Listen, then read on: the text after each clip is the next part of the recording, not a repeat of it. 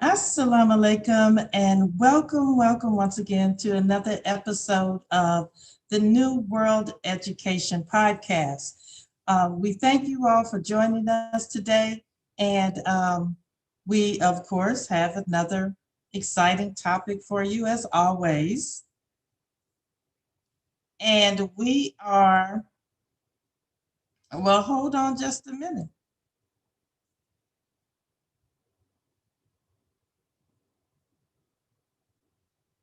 Okay, I had myself playing in my ear, so that's okay. Uh, the technology is, hey, we're working on it. Well, anyway, we are in episode 14, and this episode, we're going to really get into some of the nuts and bolts of uh, this curriculum that we've been talking about, this new world education. What does it look like? What does a curriculum in a new world looks like? What does it look like? So this episode, we're going to be dealing with episode 14, which, by the way, the New World Education Podcast is sponsored by the Supreme Wisdom Educational Center, education at the speed of thought. And yes, it's very nice, technology. And this episode 14, we're going to be dealing with the study of God is at the root of all studies. How about that? The study of God is at the root of all studies. And in the world that we live in, and they talk about the separation of church and state, and they try to take God out of the out of everything, out of the curriculum, out of government, but somehow still in government, but really not acknowledged. Regardless of what name that you call God, there's but one creator, and that creator has to be at the root of everything. So just want to do a little check-in right quick before we go do our check-in. We ask that if you have not become a member of our channel, we are at, guess what? 398 subscribers. Yes, we are moving up every month. And our goal is to hit 1,000 by the end of the year, by December 31st. It's possible. So if each one of you all who have watched this podcast would share, would like this podcast or this episode, and would subscribe, I'm sure that we could reach our goal of 1,000 by the end of the year, because we really want to get this message out here, because this is a proven technique, and having a education that's rooted in the knowledge of God makes us what the Most Honorable Elijah Muhammad calls us, a beautiful people. And so, we really want to share this message with as many people as we can reach, as many believers as we can reach, because we know that that Allah has come to make us into himself. So we just have to study him in order to be made into him. So with that being said, let's do a quick checkup. We want to see how our co-hosts are doing today. We have, of course, on set, Sister Mademoiselle Muhammad, and she is our program manager and sound engineer. And we also have Sister Gabrielle Muhammad, and we say that Sister Gabrielle is the one who does what? Make it plain. So when we go a little bit off to the left or to the right, Sister Gabrielle brings us right back on course. So we'll call her the North Star as well.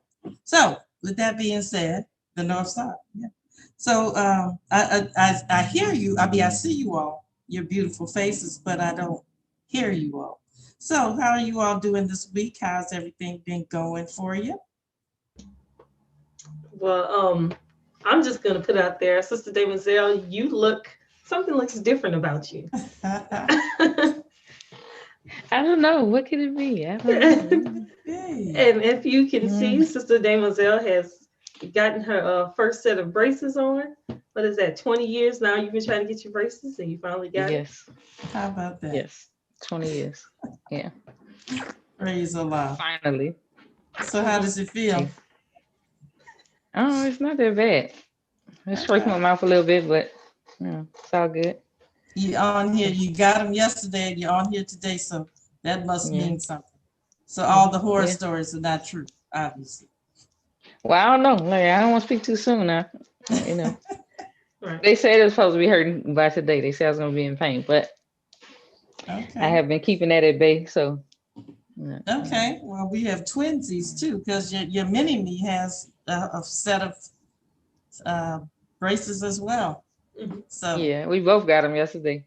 That's pretty cute. So. Pretty cute. Mm-hmm. Well, mommy they and, share and daughter. Everything. They share a birthday. They got the braces on the same day. I mean, just keeps coming, keep coming. They share initials. Yes. Yes. Yeah. And of course, most importantly, DNA.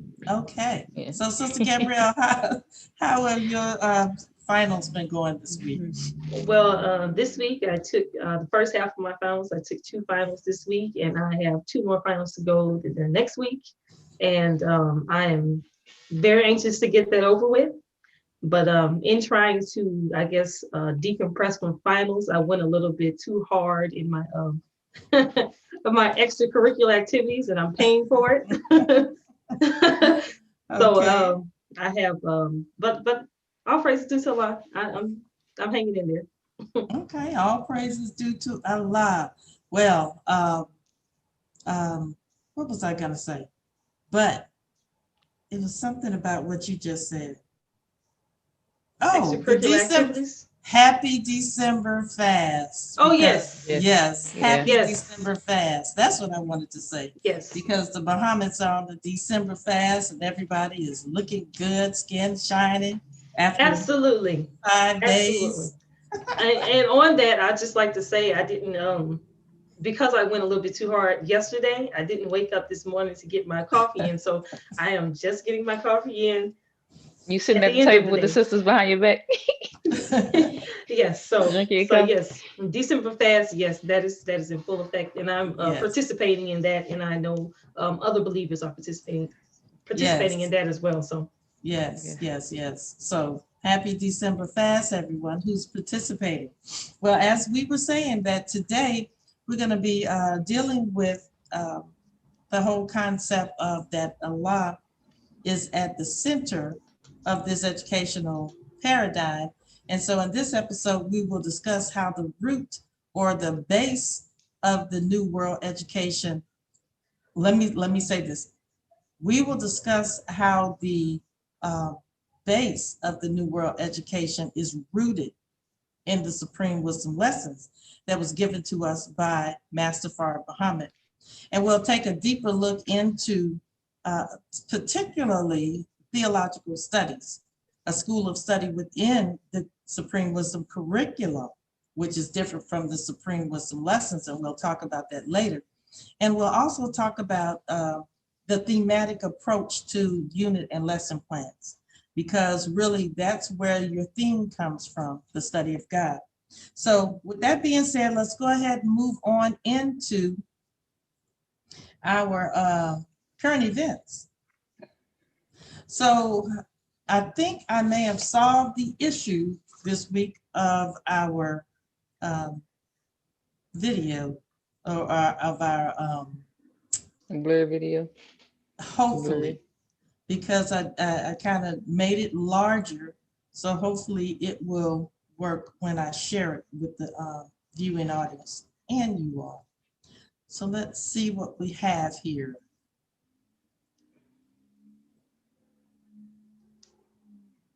Let's see how we can share it. And this week, we are going back to the coronavirus. That's, of course, a hot topic. And let's see here. What's going on? You can't hear? I know. I was trying to keep my my ad libs to a minimum, but I said the Rona. That's the street name, the Rona. Oh yeah, I saw this video of this brother who had it, and he said, "Guess what?" He said, "The corona done got me, y'all." But it's not funny. It's really not funny. But the point is that it's almost taking on a life of its own. So let's go ahead. I'm gonna share my screen here. I got up what I needed to get up, and we will take a look at what's going on in the news today. This is from New York Times, and let me know. I'm gonna hopefully the screen will share. How does it look? Um, hey, you can see it, so it's Is still it blurry, blurry? but Oh, Yes, it's a blurry, little, but slightly. like you said, you can, because it's close, you can see it. okay, okay. Well, anyway, we'll do the best we can. I'm gonna have to find out what's going on with my technology. But this article is from December 2nd, and it's a segment in the New York Times that deals with the coronavirus school briefing. And this article is says that teachers are fighting record levels of burnout and applying to college is even harder this year. These are two articles that I want to, well, I'll say what. This is one article I want to focus on first with the burnout.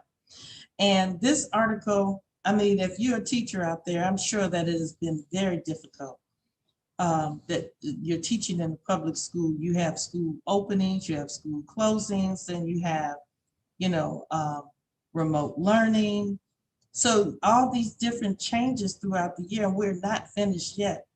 It's already hard enough to be a teacher as it is, but when you add to it um, this dealing with this pandemic, making sure that you're healthy, making sure that your students are staying protected is very difficult. So the article reads like this: teachers are not okay right now.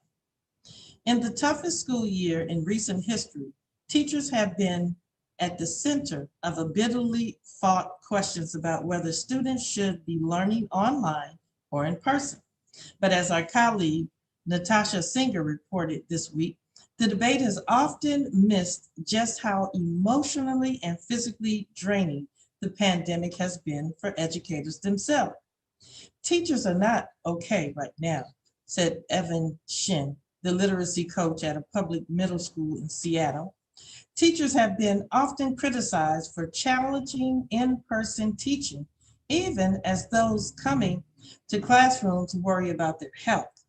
Others struggling with remote learning, watch students zone out or miss assignments, and those teaching hybrid can have the worst of both worlds.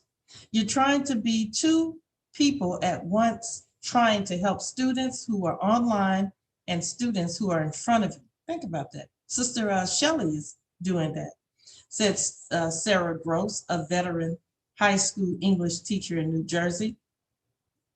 And it says that Gross tries to keep one eye on the classroom, making sure her in-person students are wearing masks and maintaining social distance. And she trains the other eye online, where remote students often need help troubleshooting computer problems. Often her remote students can't hear their peers in the classroom. It's not sustainable, she said. That's the hardest thing, to come to grips with myself and with my colleagues. So that's, it says enough. It's very difficult on the educators, because really being an educator by midterm or by Christmas, you're almost burned out anyway, just in a regular setting. Now to compound that with having to deal with students who are in person and students who are online and being responsible for their learning is very difficult, very difficult. Let's go ahead and go to the next article. What's next? It says kids vaccines. Now this is interesting. We've already done a segment on the coronavirus and what's in the actual vaccine itself. And if you want to check that out, go back and look for our virus that our episode that deals with that, and you can see more of the research that we were able to find out about the vaccine itself. So it says, what's next? Kids vaccines. The first coronavirus, the first coronavirus vaccine for adults are nearly here, but children's vaccines will take a lot longer Pfizer and Moderna's pediatric trials are just getting started for children older than 12, which is very interesting to me. I'm wondering who would subject their children to a clinical trial. It's just very interesting. It says, so what does that mean for the timeline to fully reopen schools?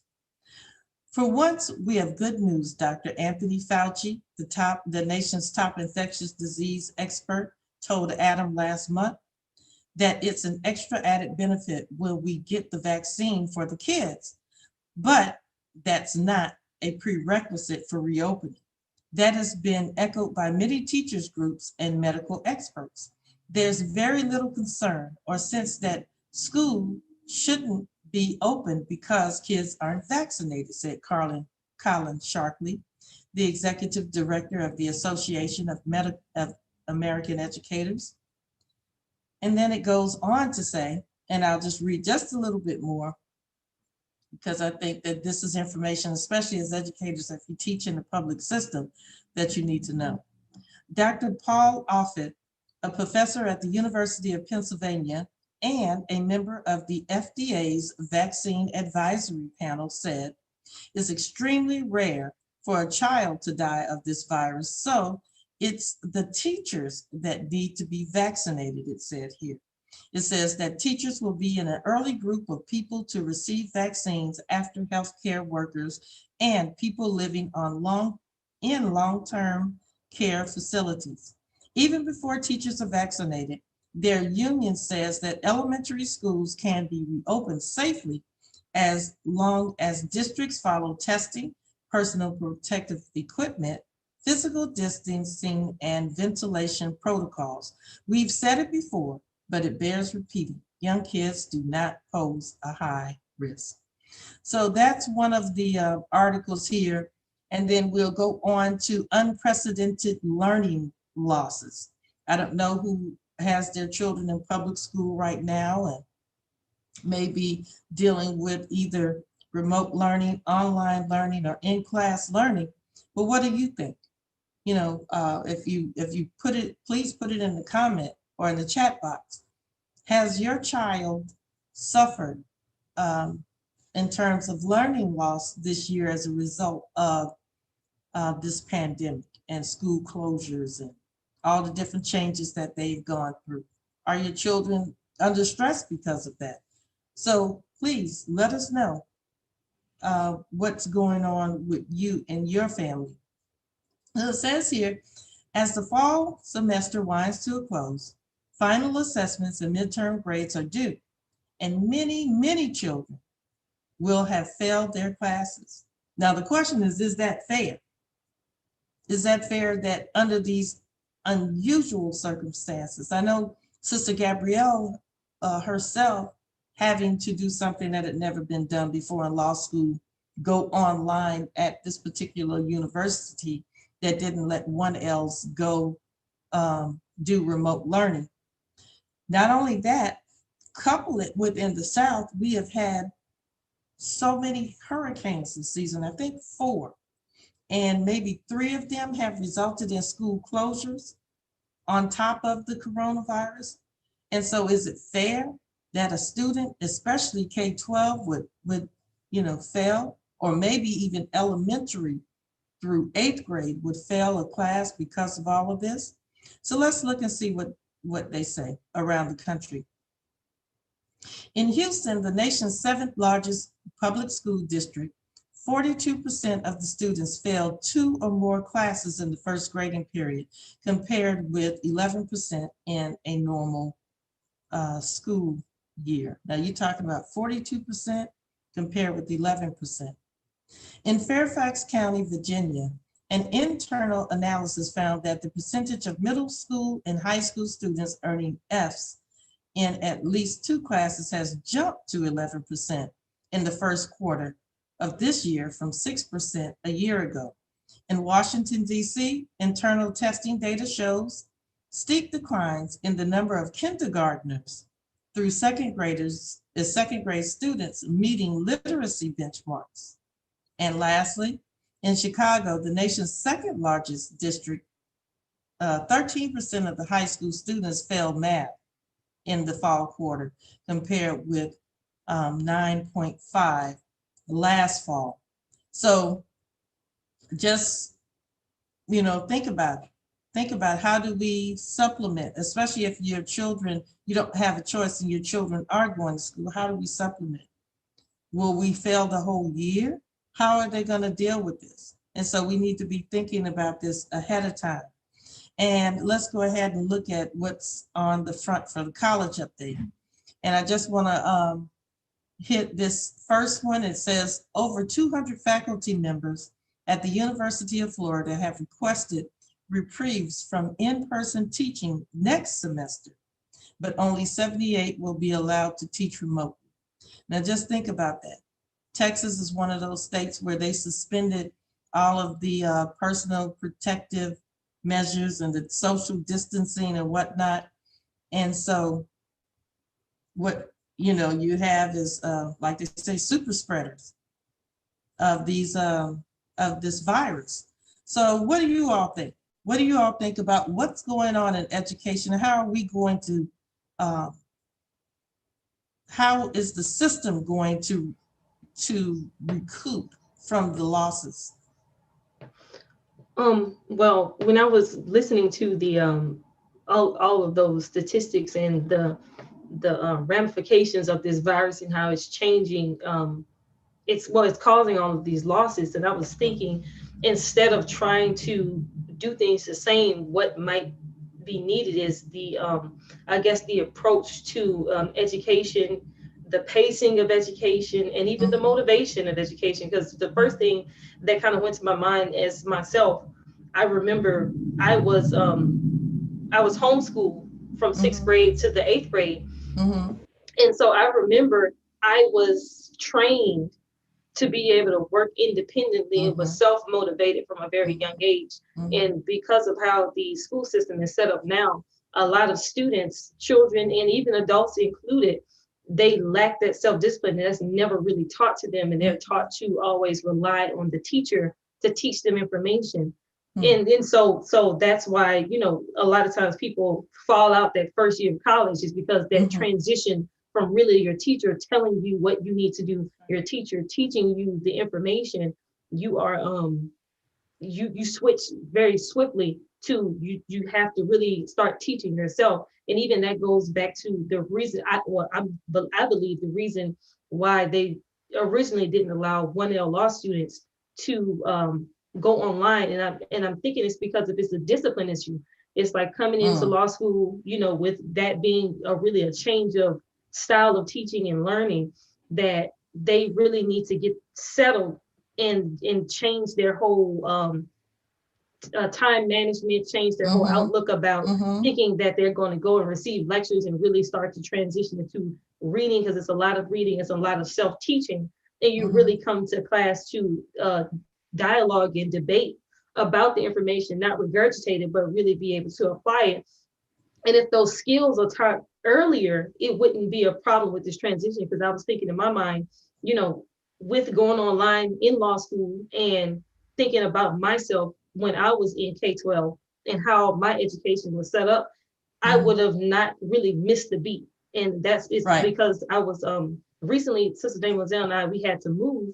And so I was packing up my things, and I came across some old independent studies workbooks that I had. And I remember I would complete entire courses that were supposed to take a semester, like in a week or two. And I was just, knocking assignments out because I was self-motivated and I was pacing myself. And so if that is incorporated in school at an earlier age, just from here going forward, I think those are skills that we need to think about when we structure education, that we need to start teaching those skills at an earlier age, regardless. And so it's just that this situation kind of shined a light on that area of weakness. But I think that is definitely something that we need to think about going forward. Okay, well, when you're saying that, I'm thinking empowerment, that you need to empower the students to take charge of their own learning. And I might add to what you said, is that you started in 6th grade taking high school level courses independently, literally, because you didn't have anyone there. You literally took the course yourself, learned the material yourself, because you had learned how to learn. And so I guess the question becomes that how do we, I mean, is it possible that this paradigm can be shifted in the next 6 months? Because we're talking about literally, we don't know how this thing will change. The Honorable Minister Louis Farrakhan said, we'll never go back to what we used to do. So the question is, is it possible for a whole liner, an ocean liner is different than a speedboat, to turn a corner that quickly without destroying? Yes, Pam. Well, oh, okay. Well, I'm just going to say this, and also, when you're thinking about changing the education system, it's not like the education system is a standalone system. It really functions in the greater system of well, we specifically live in American society. And so if you notice that the schooling is lined up at the same time the parents go to work. And so when you're talking about making changes in the education system, you have to make societal changes across the board. And so I was also thinking, when you were talking about all of those students that were failing and getting left behind, I'm thinking in my mind, like, if you have parents, you shouldn't be falling behind, no matter, what is going on in school. If your parents are there, they need to make sure you're on task. Because one thing I can say about self-discipline is, don't get me wrong, as human beings, we start off with zero self-discipline, and it's discipline of others that's put upon us until we can gain that discipline for ourselves and then act out of that. But I was thinking that it would require the parents to start changing the way they raise their children and making children more independent at an earlier age. And because that's kind of how we view child rearing in the Nation of Islam, is that, childhood is not for play, but it's in preparation for adulthood. So, and a lot of times, because we don't have proper rearing as children, we go into adulthood with all these deficits and are having to catch up. And so parents would have to be more involved in their children's education, involved in disciplining their children and rearing their children to have discipline and make better decisions and have better character, better skills, and things like that. So again, like I said, it's going to take a complete restructuring of society. And I don't think you can change just the educational system without it causing something else to fall out of whack. So very interesting analysis. I mean, that's heavy, because that's the nature of a paradigm shift. A paradigm shift is something that literally happens overnight. When I was growing up, my dad grew up literally on a slave plantation. And he told me as a child, he said that nobody, because they would go out and literally chop cane and pick cotton. And he said that nobody, when he was a child, and he was born in 1937. So with the Honorable Minister Louis Farrakhan, he said that he saw a horse-drawn cart to people go to the moon. And so when the industry, when the machines were made to be able to chop the cane and pick the cotton, it literally overnight, everybody who thought that they would, work the fields, from the time that they started working until the time that they got old, that job was completely gone. As with my father, he was a postal worker, and he used to be what's called a mail handler. And so they literally would hand sort the mail. And he said that he used to say that literally a monkey could do that job. It didn't require any thought. You just had to be able to sort the mail. And he said that, but once the machines came online and the machines could read the addresses, it literally took jobs away overnight. So what I'm saying is that those are how paradigm shifts happen. Literally, things are gone overnight. And so people make the adjustment. Human beings are very resilient and very adaptable to large changes. And so I think that this pandemic is going to produce in its wake a paradigm shift, which will forever change how we do things. Because if you're running the society, you would not want something like this to come up again if you're literally, have the people in mind. So you would start planning for how do we make these shifts in the future. And so with that being said, yes, I think that that's what's going to have to happen. I think we're going to have to imagine, if you will, education, no longer the industrial model of education. We're going to have to start thinking about what is important in educating the populace. What is the most important thing? Do you know that most of the people who have jobs in high tech, which would maybe computer programming, analysts, and engineers, most of them actually come from Asia that work in America. So most of the jobs that people have are not in the STEM discipline that are literally native born Americans. So we need to start rethinking about what education looks like. And I think a lot of the young people are doing this with the entrepreneurship. Entrepreneurship is really, in many cases, maybe it doesn't drive technology and ingenuity as much, but it is changing most definitely our concept of education.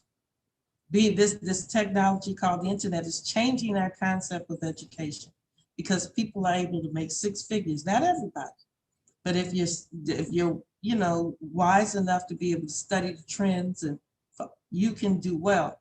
And so without a formal education per se. So education needs to be reimagined. So Sister Demoiselle, you have anything you want to add to the conversation at this point? Not at this point? Okay, just resting your mouth. All right. Well, let's go ahead and get into our subject for today. And as always, we want to start off with a clip from the Honorable Minister Louis Farrakhan, and because he's the one who lays the base for what we understand about this new educational paradigm. And then after that, we're going to go into a clip directly after that from Brother Jabril, Student Minister Jabril Muhammad, and he deals with what we said, theological studies. So if we have, this whole concept of theological studies, where did that start? Where did theological studies begin? So I see Sister Gabrielle's get the old trusty message to the Black man in America ready. And as we go into our video, we'll be ready for your commentary as we come back. Let's hear from the Honorable Minister Louis Farrakhan. And here we go.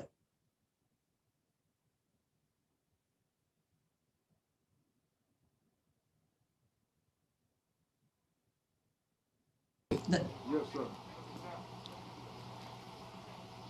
There has to be a natural connection between heaven and earth. Yes, sir.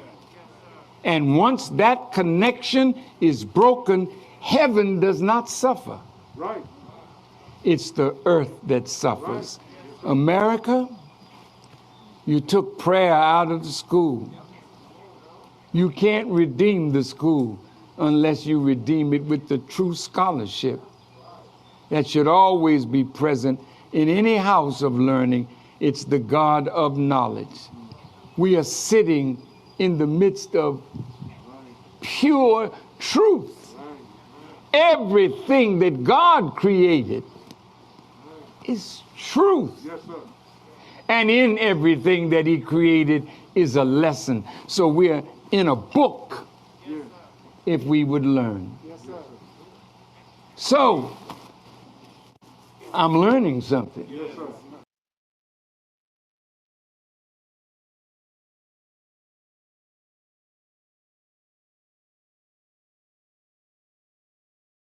God had a beginning. Before him there was nothing. He taught us that God taught him that there is yet, however, something in space which he described by the word force and by a few other terms. And he said that this force is still present in space today. Caucasian scientists think they have discovered this force through deduction in the early 30s, which they call dark matter. They think that it was out of this dark matter that the first life and all else came. The Honorable Elijah Muhammad taught us that the first life began as a single atom. It made movements that formed the basis of mathematics. 1 and 6 and 0 was involved. That's what I was touching yesterday. Mathematics began with the movement of God. But that was on a subconscious level. You hear me? And that's how all of us came the same way. These movements have deeper meaning, some of which I'm not going to touch, but this part I am touching. The first movement, God made one. That's how one got here. And then he formed himself. He went down and formed then a sixth. That's how this is time. But that's not all there is to that. I don't want to get into this in the wrong way. That sounds like I'm playing with a bunch of numbers. We're not talking about numbers. We're talking about what numbers really are. Okay? God's own movement created the base of mathematics and all aspects of mathematics. That's why talking to the brother yesterday who was a mathematician, each human being in this room, every brother and sister that you see, represents in their person infinitely more mathematics than what white folks know about. Now, the power, the direction, and the purpose of the motion of this life came from within it. How long it took. See, that's your spirit there. The spirit is always in the flesh. It can be sent from here to there, but it has no meaning unless it gets in what it's sent to. The thinking of the prophets in the past is in the atmosphere. The thinking of the gods in the past is up of the atmosphere. And all of us who are growing up, you're growing right up into that. You wonder where some of your ideas come from. Bing, bang, boom, boom, wow, whoa. That's what it is. You are babies of God. We don't know how long it took him. But what eventually emerged from that darkness and from that which was first built up from that first Adam was a black man. Elijah Muhammad went on to say, if you could kill everybody on the planet, which you can't do it. You can't do it. But if you could do it, that everything would collapse and it would be as it was in the beginning. Nothing. Out of that nothingness, a black man would emerge again. He would start everything all over again.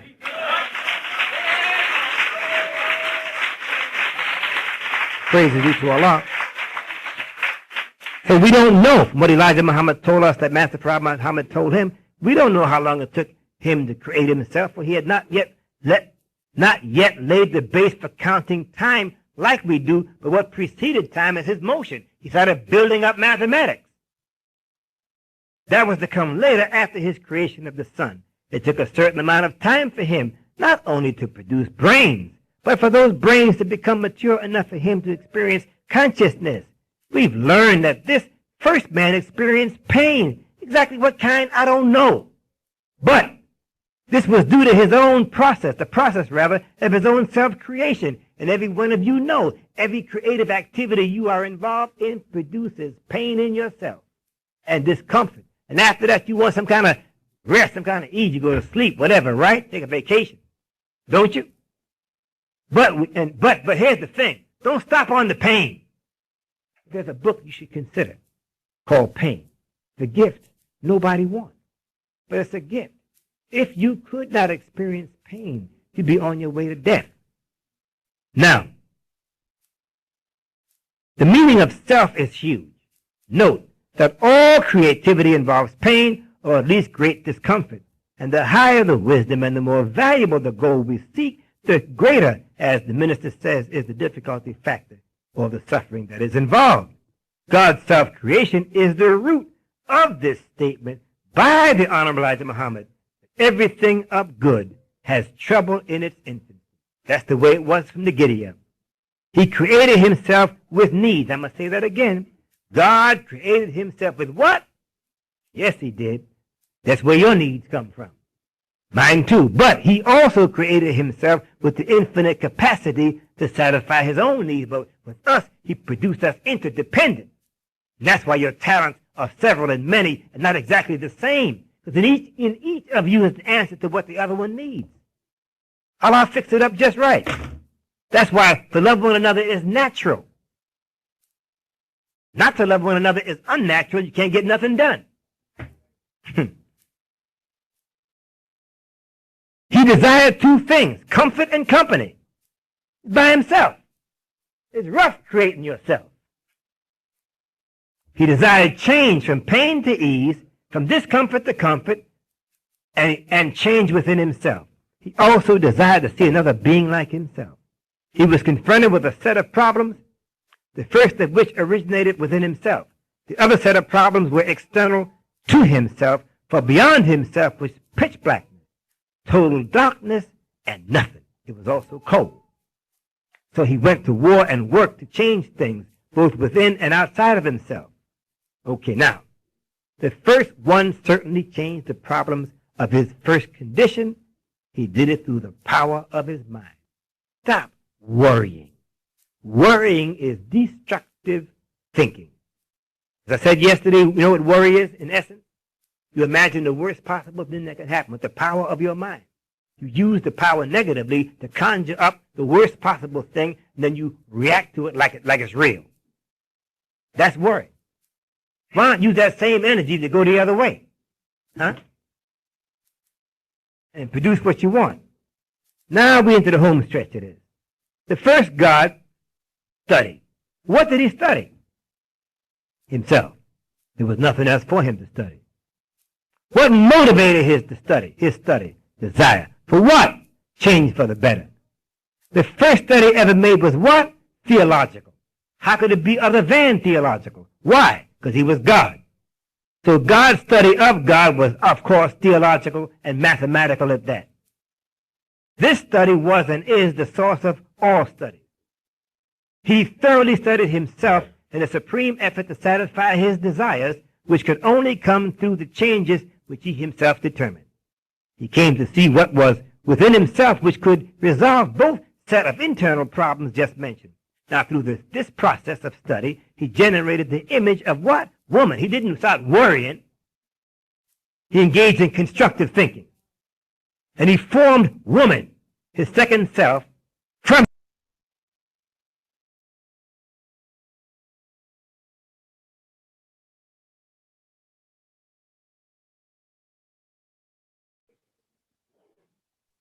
Obviously, y'all are feeling that, huh? Yeah, I like that. I like that. You talking about make it plain. Make Come it on. plain. That's what I was thinking. Those believers that came right up under the messenger, boy, they make it plain. Make it plain. That's what All I the way like. plain. I like that. Like I say, Okay. you know, when you hear your favorite song playing, you don't say, "Oh, turn it off. I already heard it before." You say, "Turn that up." That's my jam. And that, you know what I'm saying? So when I hear the truth playing, you know, I'm like, turn it up. I like that. Oh yeah, he goes hard. Oh yeah. I remember one time tell Brother Jabril told us, he said, you all are gonna be looking for me in the daytime with a flashlight. Come on. I'm telling you. He goes hard. So anyway, I mean, there you have it. I mean, Hey, how plain can you get? it's real. He Like, said, how can it not be theological? He was God. oh, come on. Look, I thought that was the most genius drop the mic moment. Yeah. He said, how could it not be a theological study? Because he's God. I said, I literally I was like, you know, Stephen Hawkins, if he would have heard that, you know. Come on. Let me tell you something. And here, Stephen Hawkins, you know, if anybody, he was a famous, a world famous physicist, but also just as equally famous atheist, which is strange. Strange. But like, you know, Stephen Hawkins would have fell out of his wheelchair if he would have heard that one. And he would have bowed down. Huh? Look, no, he would have fell out of his wheelchair and started making bow down to the God. Yes, that's right. He would have become a Muslim that day. He would have submitted. Let me tell you something. When that truth comes at you like that, you can't do nothing but just throw your hands up, you know, and say hallelujah. I like that. I mean, Brother Jabril just dropped it. And so Hey, look, we have the same name, so maybe that's what it is. That's what's vibrating with you. Yeah, that's what I'm saying. Yes. You know, Allah had his hand on your womb and your mind when you named That's me, right. because I was feeling that one. I'm telling you, I'm feeling you. Well, I'm telling you, this whole thing, where else can you start but at the beginning? And who was in the beginning? God. God. So God has to be at the center of all that we study. How can you study anything? You remember the minister said in the video prior to that, we're living in a book. Everything we're in a book. Mhm. All you have to do is look around you and begin to start reading the book. Right. You know, the first command, the first revelation that Prophet Muhammad, peace be upon him, was given was to read. Mm-hmm. He said, I can't read. He said, read. And so, in the name of thy Lord who creates. So he's telling you to read the creation. Mm-hmm. And so with that, everything that exists is part of the creation. So how could you leave the creator out of the equation? Bam. Just to make it plain, like Brother Jabril said, just think about it. If you're studying trees, right? And when you study trees, what do they call you? Plants. They call you a botanist.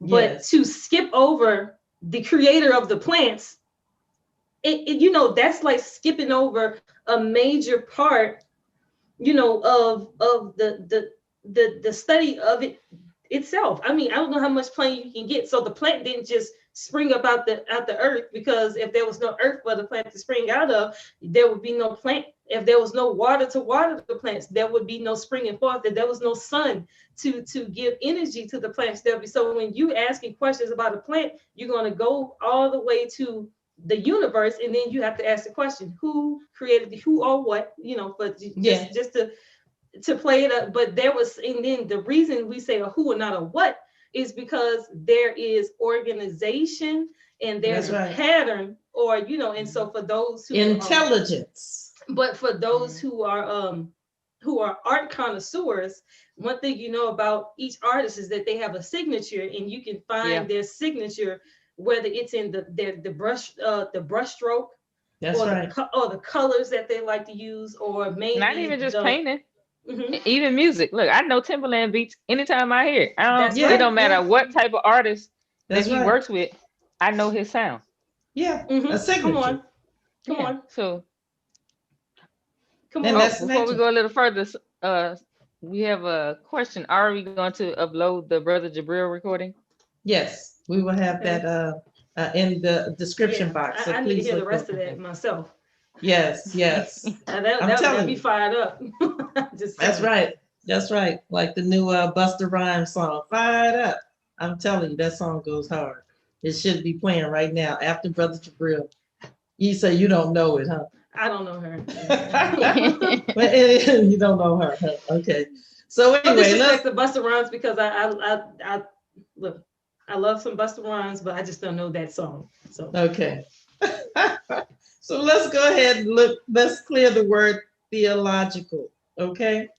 Well, theological, of course, comes from the word theology. And theology is the systematic study of the nature of the divine and broadly of religious beliefs. And it is taught as an academic discipline, typically in universities and seminaries. So it is the study of God. And the way Brother Jabril broke it down, he said that Allah created himself. We can end this podcast right now and just upload the video and be done. And done. I'm telling you, drop the mic. But since we have 2 hours, let's go ahead and unpack a little bit. Yeah. To be consistent, but I'm just putting it on the record. We can stop right now. I'm just saying. I'm telling you. So let's see how we take what he said and put it in a system of learning. How about that? I mean, we can't do any better than what he said, but what we can do is talk about how do you put what he said in the system of learning. So, so he said like this.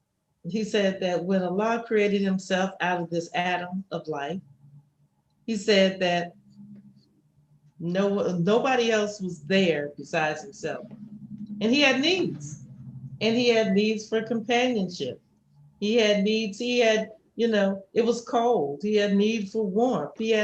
But just think about it. And I like to make this analogy because to me, it's just so profound. Just imagine if you closed your eyes and you thought, there's a level of darkness when you close your eyes. And just imagine that you put yourself inside of a room and you turned off all the lights. And there's another level of darkness. Just imagine if you taped up all of the places where light can filter in. Just imagine. And you're feeling the floor under yourself, right? So there's still a sense of I guess, some type of foundation, something under you. And then just imagine being in that darkness, that triple darkness. It's and scary. Then, yes. And then the floor disappears. Mm-hmm. So now you have nothing. You have no sense of direction. The floor is the only thing that told you what was up and what was down. And that's the only sense of direction you have, because even with that, you don't have, because the other day I was watching Daia. She likes to play this game where she would just randomly do it when we're in the house together, and she would cover her eyes or put something over her eyes, and just be like, mommy, where are you? And so I kind of play with her and be like, Marco, I'm over here. And she'll try to like find me keeping her eyes closed. And I just sit there and watch her. And she's like screaming like, okay, where are you? Say something. Say so. I stay quiet for a while and just to watch her that she does.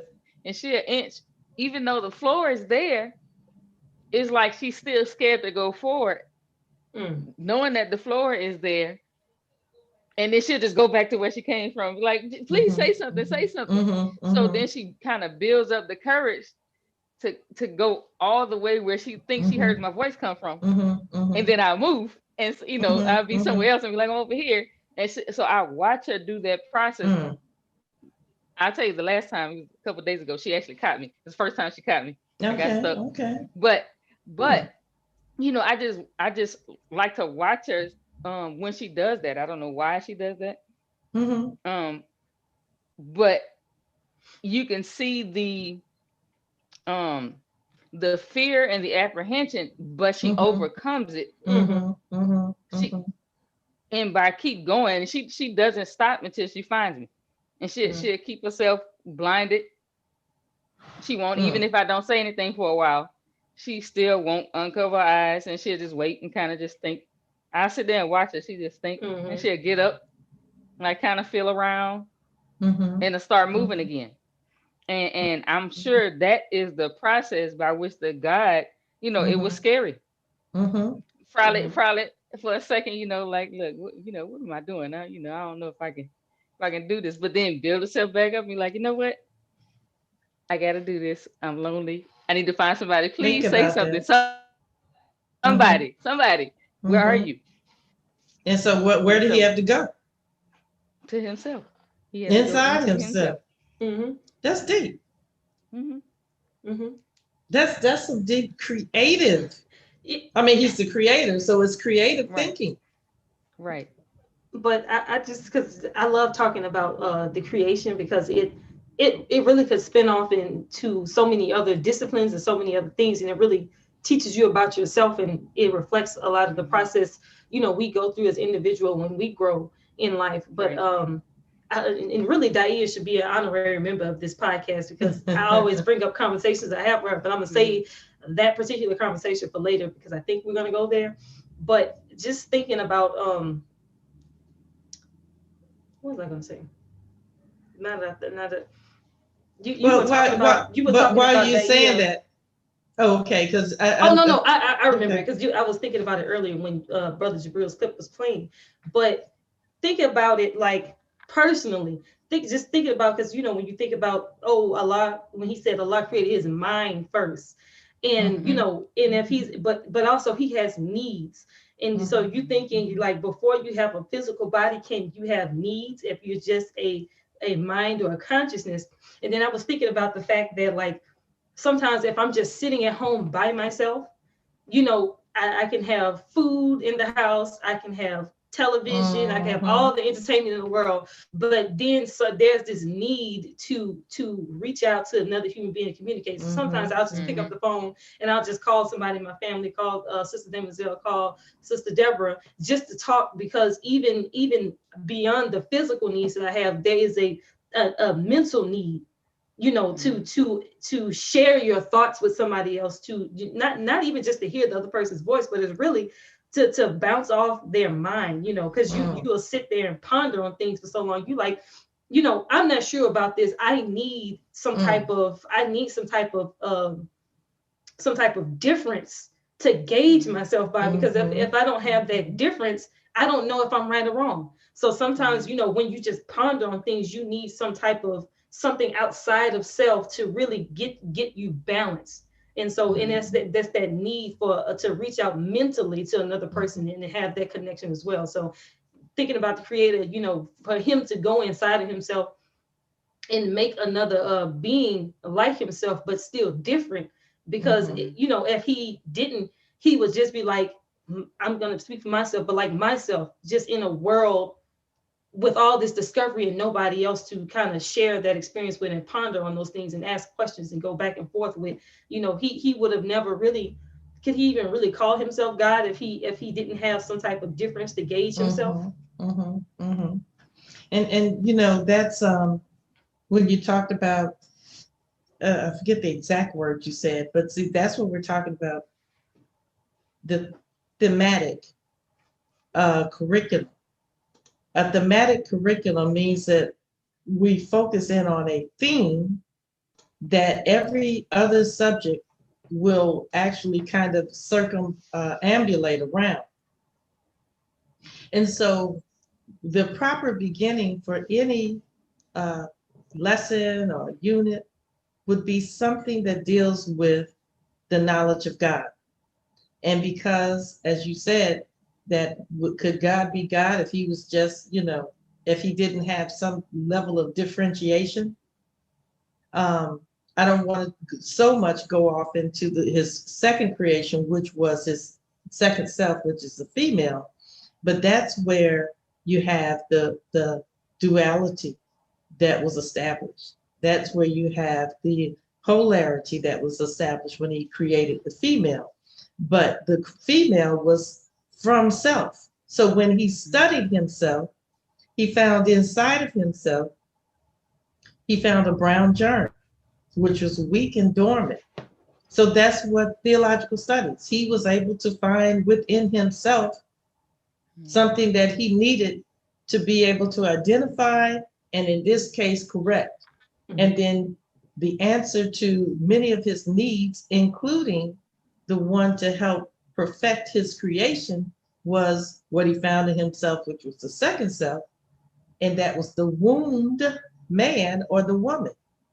So through the study of God, you can find all the answers that you need to solve all the problems that you have.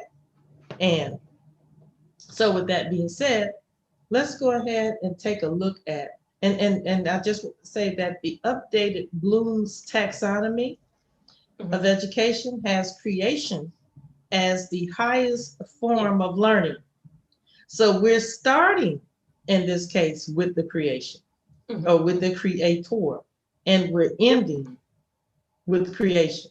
So learning is a creative process. So that's the one thing that we must understand first. So when you have this dry, regurgitating, unproductive learning that doesn't produce anything at the end of the process, that's dead. Nobody wants to be in that type of educational system. Right. Yeah, go ahead. but you touched on something when you said learning is a creative process, and a lot of people don't think that way because they think you're like a sponge. You just sit you in an environment, you're just going to soak everything in. But one thing I always encourage my students, and I found that because I only tell people to do things that work for me, but it's that I said the best thing you can do is to learn about yourself and know how you learn, because that's going to unlock learning for you. And so even when it comes to even taking in information, the power of knowing yourself, that's right, helps you learn faster and better, right. and create more long lasting connections. And so you have to be creative, and you have to be introspective, and you have to reflect on how you took in lessons. So you really do have to really learn something about how your mind works to really become even an effective learner. That's right. That's exactly it. And so when the creative mind is activated, then you become fascinated. And so that's where we have to go with our students. We have to go after the creative mind. And the way you do that, interestingly enough, is by asking questions. Because when you ask a question, the creative mind automatically goes after trying to answer. So when you're entering into your lesson, that's where you enter with a question. Could it be by chance that Master Fard Muhammad entered our minds like that by asking us questions? And then when we give the answer, yes. And as Brother Jabril would say, often when you speak, your mind is on display. So those questions are the entry point into the mind of the student. Now, the first thing that you want to invoke, is that the right word? The first thing that you want to activate, I'll use that word, within the student is, as Sister Gabrielle said, the whole seeing yourself, the whole concept of introspection. So you want to see yourself in whatever is being asked. And then you want to take that student deeper and deeper into levels. Then they will start seeing themselves in others, seeing themselves in other situations. Eventually, they will be able to see themselves as God. Because if we took that lecture that Brother Jabril just gave, and as I was saying, you saw how I said, what if you would close your eyes, getting you that's creative. What if you would, because we all can imagine that, closing off a room. We've all been in a dark room before, but what if it's sealed off? Many of us, if you've ever been on the ride where the G-forces or the zero gravity type of situation where you don't have anything under your feet, but you're still able to, or to float, or you go into zero gravity chambers. And so you get the concept of just being out there. But just imagine there's no sound, there's no air, you can't feel anything because there's nothing to feel because you're the only thing that exists. By giving you that little creative activity, placed you right there where the creator was. And we all can identify with that. So then once you get us where the creator is, then you walk us step by step out to how he created. So if you could just get your student just to begin to start thinking about, in that moment, what are some of their needs? And then get them to think about, how do I satisfy those needs? But what's so interesting is that we have something to draw off of. Yes. But the creator did not. But there are parts of us that will create something that has never been created before, that we'll have to draw off of what's inside of ourselves. Right. So that's the kind of learning. Yes, ma'am. And I think this is an appropriate time to bring up that conversation with Daia. but it was about a month ago or so. I think I think she had like sprained her wrist or something like that, and she had like a cast on. She had a wrist wrapped, and so I was asking her how's her hand going, does it feel better, whatever. And so I was get off these deep conversations. I was like, Daddy, just think about it. I said, isn't that amazing that the human body can heal itself? Yeah. And she was like, yeah. And I was just like, just think about it. So I showed her, I said, have you noticed that, like, if you cut yourself, you don't have to think about it. It just starts to heal, and it starts to go back exactly the way it is. And so then we kind of got off into this dialogue about the human body. I was like, just think about it. Your body is, perfectly suited for everything it needs and everything that it doesn't have in this world that we live in. You have everything necessary to satisfy those needs. So I was like, so we have the perfect system because we have the lungs, the respiratory system that brings in oxygen and throws off the waste material. And then this oxygen travels in the blood system. And then I was like, the blood system circulates throughout the entire body and it connects to each part of your body. You have your digestive system. This is the way you get the nutrients and the energy that it takes to actually run your physical body. And it has its own waste system, and the body knows on its own how to take what's necessary and how to throw off what's not necessary. Then I was explaining to her I was like, just imagine, why is it, without getting too vulgar, when you eat food, the exact amount doesn't come out. And I said, it's because your body took some of it. But I was like, if you notice, but the waste that we throw off is so much in compared to what we actually ate. And I said, and so when you have waste that builds up in your body, it causes you to get sick and causes disease. And I was like, this is why Master Fard Muhammad taught us to fast 3 days out of every month, because it helps clean our bodies and purify our bodies from the waste that our bodies have stored up. And so I just kind of got off into all these different things and how perfect the human body is for the environment we live in. And I was just like, think about the earth itself. It has air, it has its own, contained atmosphere, and it floats out in space with no pillars holding it up. So I was like, so do you think that this whole thing in its perfect exactitudes was an accident? And I was like, no, somebody had to think about that. But I was like, think about the originator himself. I said, there was nothing, there was no earth. All of this came out of his mind. And so I was like, so anything, and I said, how long it takes just to heal a cut? Just imagine being able to materialize a human body out of nothing. Just imagine being able to materialize the universe, and then to think about how everything is connected, and this helps maintain this, and this helps maintain that. And I was like, how long do you think that would have taken? And so I was telling her, but I was like, it's kind of similar. I think I told the story before, but it's kind of similar because she's an artist. When you draw something, you know how long you have to think to get a fully materialized picture, and then you might have a flash of it, but then it disappears.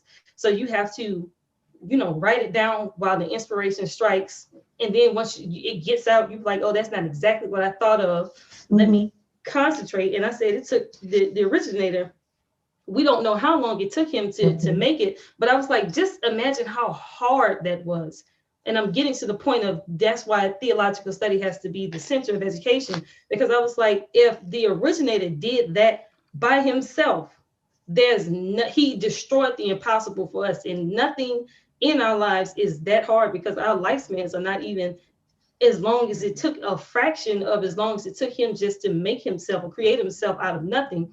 So I was like, for you, the impossible is broken. And if anything, he made your life easier, because it took him who knows how long to create himself, and he whittled that down for all of us in 9 months.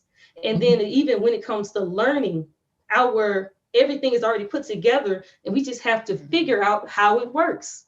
And so that's what our lives are spent trying to figure out, how to live this life to the best possible way that we can live it.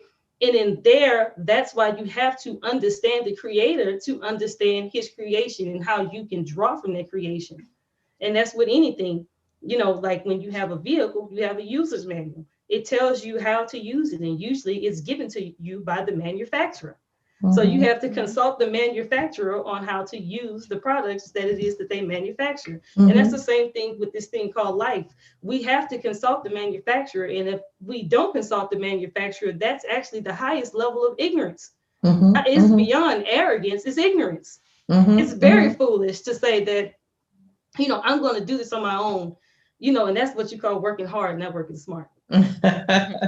But like you said, with that manual for the car, we have been given a manual how to live this life. Bible, Quran, whatever book you go by. I mean, those principles are throughout all of those books. So we've been given a manual, a basic principle of how to live this life. And just because you live it according to how we've been instructed to live it, for some reason people think is not going to be fun. But depending on what your definition of fun is, it still is fun. It's a fun life to live. That's right. So, that's right.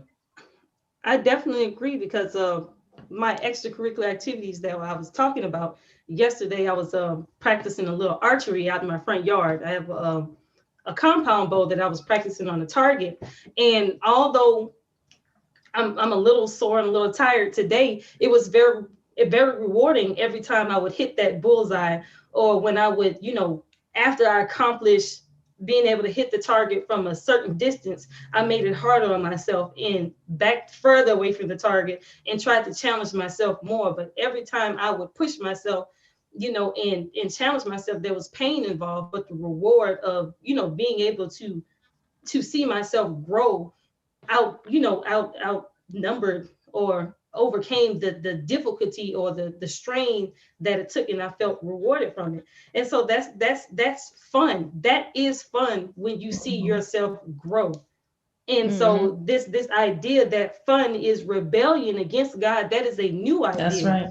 That is only 6,000 years old. That's right. And so can I play a clip? Because the conversation came up, and I just waited for the moment of the Honorable Minister Louis Farrakhan, his opening to his last year's Facebook rally, when I felt this is another one of my favorite lectures, FYI.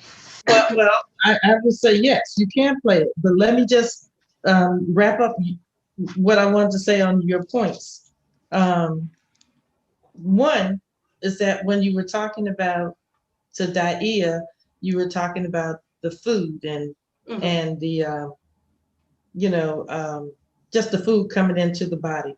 But I just wanted to deal with that whole thing is just like in the beginning, this electricity is energy. Everything really is energy. And in physics, energy is conserved. And so when our life leaves us, what happens is that the energy leaves this physical body and it dissipates and goes back into the atmosphere, goes back into the ground, and it becomes,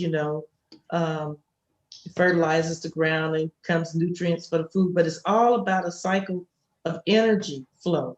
So when you're dealing with, as you were saying, you were talking about how when you're in the creative process, like you were saying, Daia was, in the drawing, I mean, literally, you can call Allah, the master artist.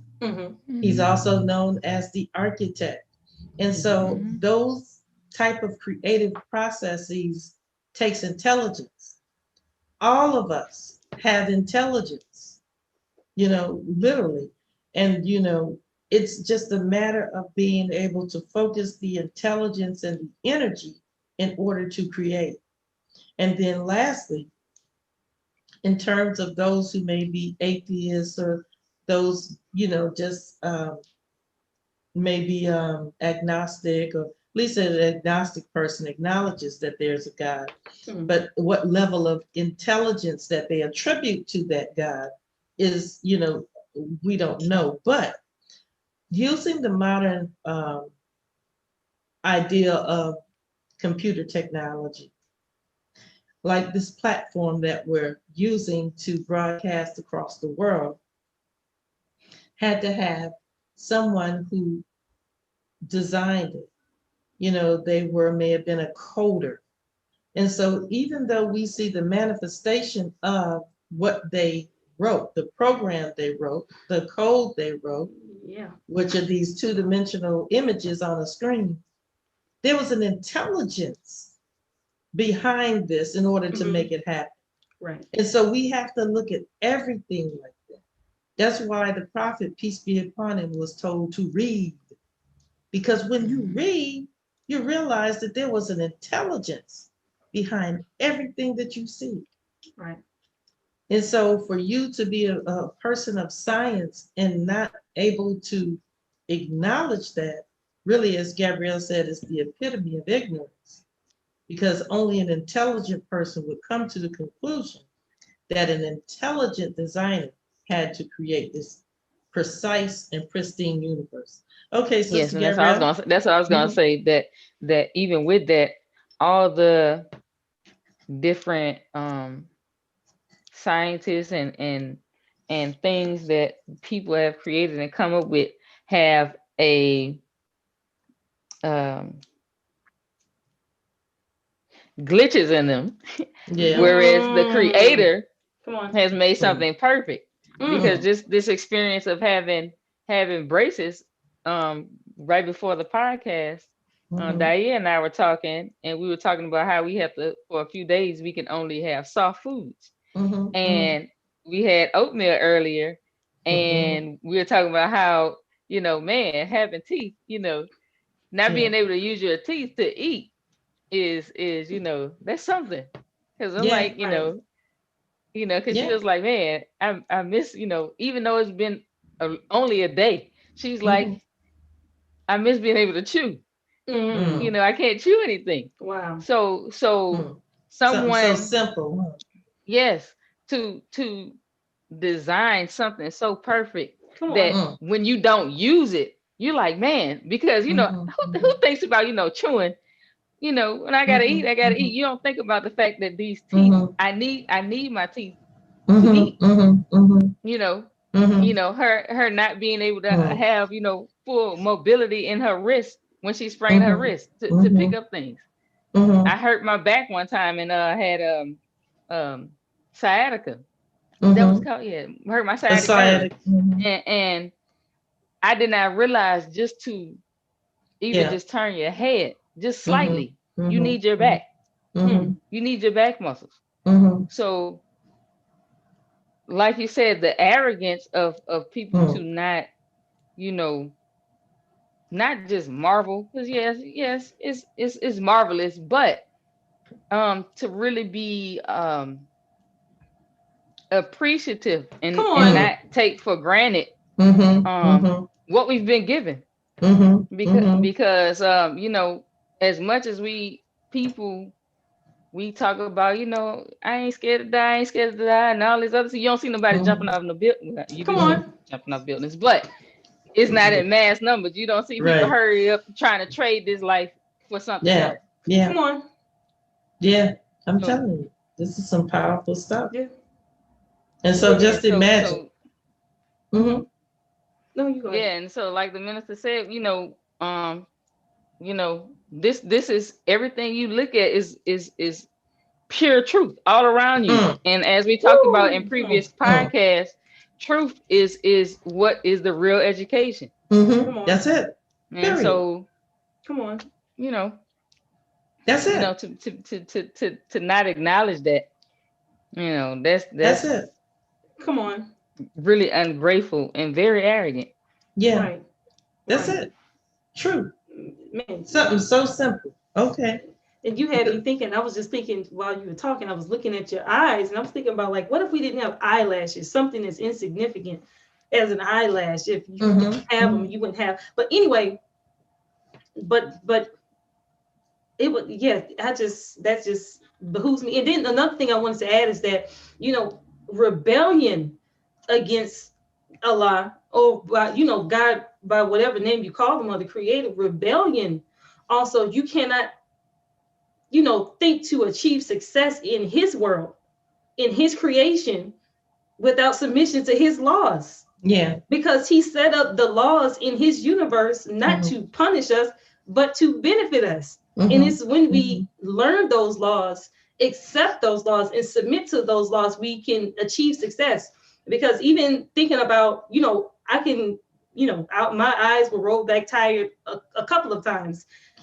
And, looking at creation, but I'm also thinking every time I see an airplane fly, that blows my mind. And you would think somebody who studied physics, you would think that that's like, oh, that's not impressive to you. But the fact that it's a metal object that can achieve lift and fly through the air, that means that person who made that airplane understood those laws, mastered those laws, and was able to use those laws to their benefit, to even do something that seems opposed to the law of gravity. But so even just that, even once we master the laws and submit to the laws, we can learn how to manipulate the time and space to still have those laws work out in our favor and do something that would seem impossible. So I even look at the white man and I marvel at, his success in this world and what he has been able to do in such a short time. Exactly. But with limited knowledge. Right. But he could not achieve that level of success without that level of submission. And so just this thought that you can be a renegade to the creator and achieve success in this world is also ignorant and it's foolish. But I digress. I'm going to play this clip because, man, that time rolled by so fast. I'm telling you. And we haven't even gotten into, so if you're watching, please hold on, because we are going to go into the curriculum itself. Okay. Okay, I'm going to share my screen.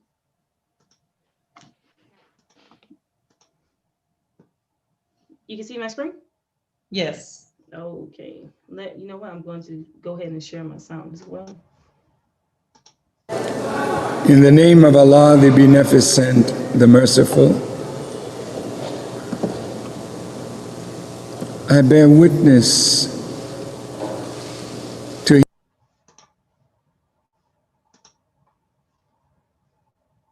Okay, let me see. I have some lag going on here. Okay, because it was playing.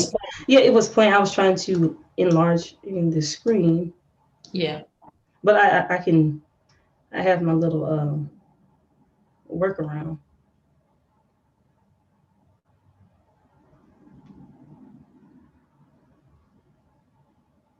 Okay, I see why I am.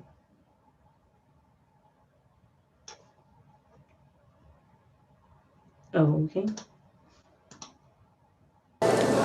In the name of Allah, the Beneficent, the Merciful, I bear witness to Him who originated the heavens and the earth,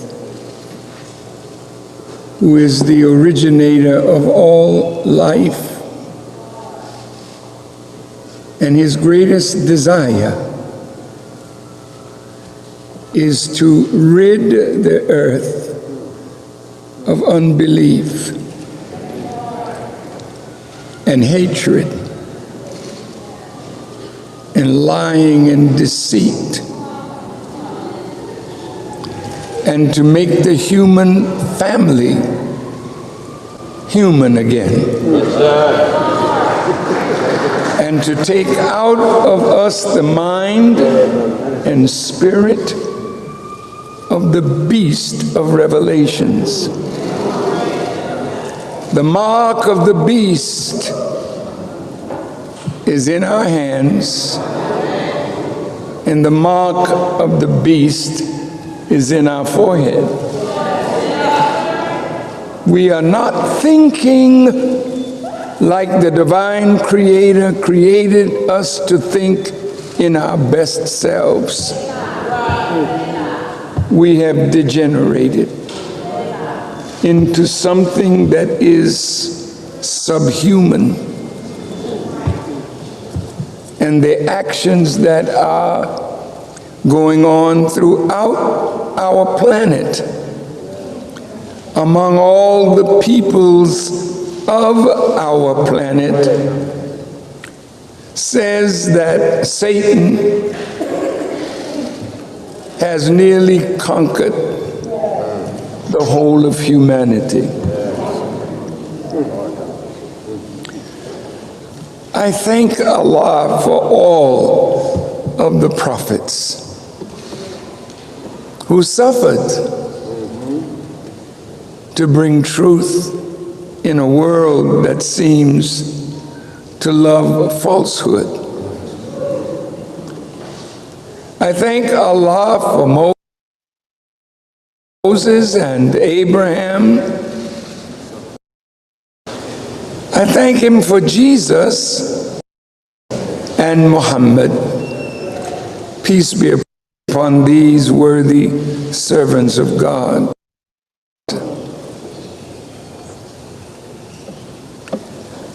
I thank him for each and every one of you who would like to see yourselves in your divine garments. How could the sun be a creature of the Creator and it is not divine? How could the least of his creatures not be divine, because each of his creatures reflect the Creator? How could you and I and we and us, who are made in his image and after his likeness, be so far removed from the divinity of our nature? Some of us are even so afraid to admit that the human being can be divine.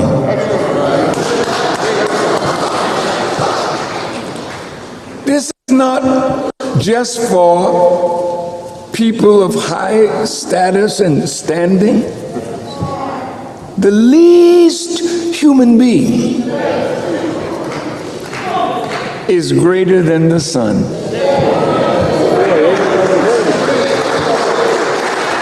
I'm going to say it again. The least human being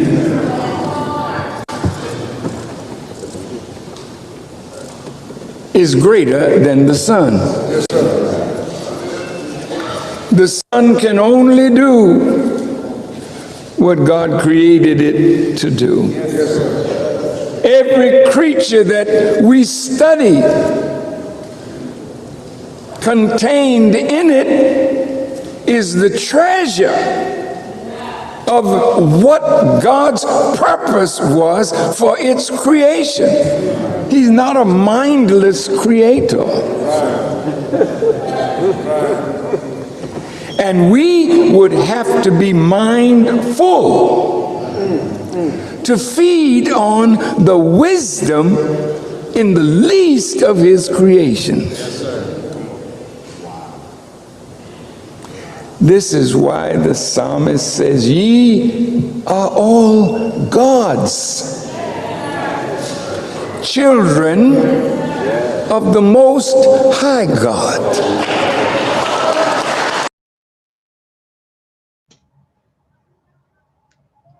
Yeah. Yeah. There it is right there. There it is. So that's where we start.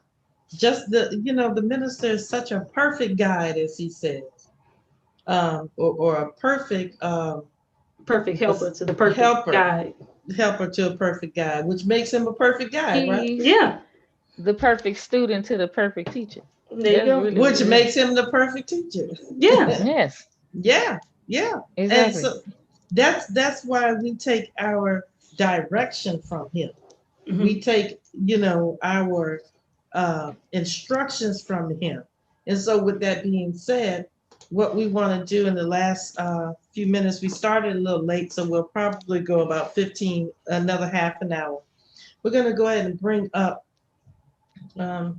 this Supreme Wisdom Curriculum. And just a backstory on this curriculum is that myself, along with about maybe 25 other persons, had been invited back in 2007 by the invitation of the Honorable Minister Louis Farrakhan to work on a curriculum. And that weekend we were, given the instructions to produce a curriculum. And so many of us from that point on have been working towards that. And, maybe I'm just stubborn or whatever it is, but I took the instruction as a mandate, as a divine command, as the Honorable Minister Louis Farrakhan has said. So myself, along with others, have been working with this curriculum for about 13 years. And so just studying everything that we could get our hands on that deal with education, and that deal with curriculum development, teacher training, subject matters, such as we can break it down to mathematics. And like we heard Brother Jabril speaking on mathematics, science, it is everything. And we took it and compiled it into a document. And in this document, we divided it into 9 different areas of subjects of study.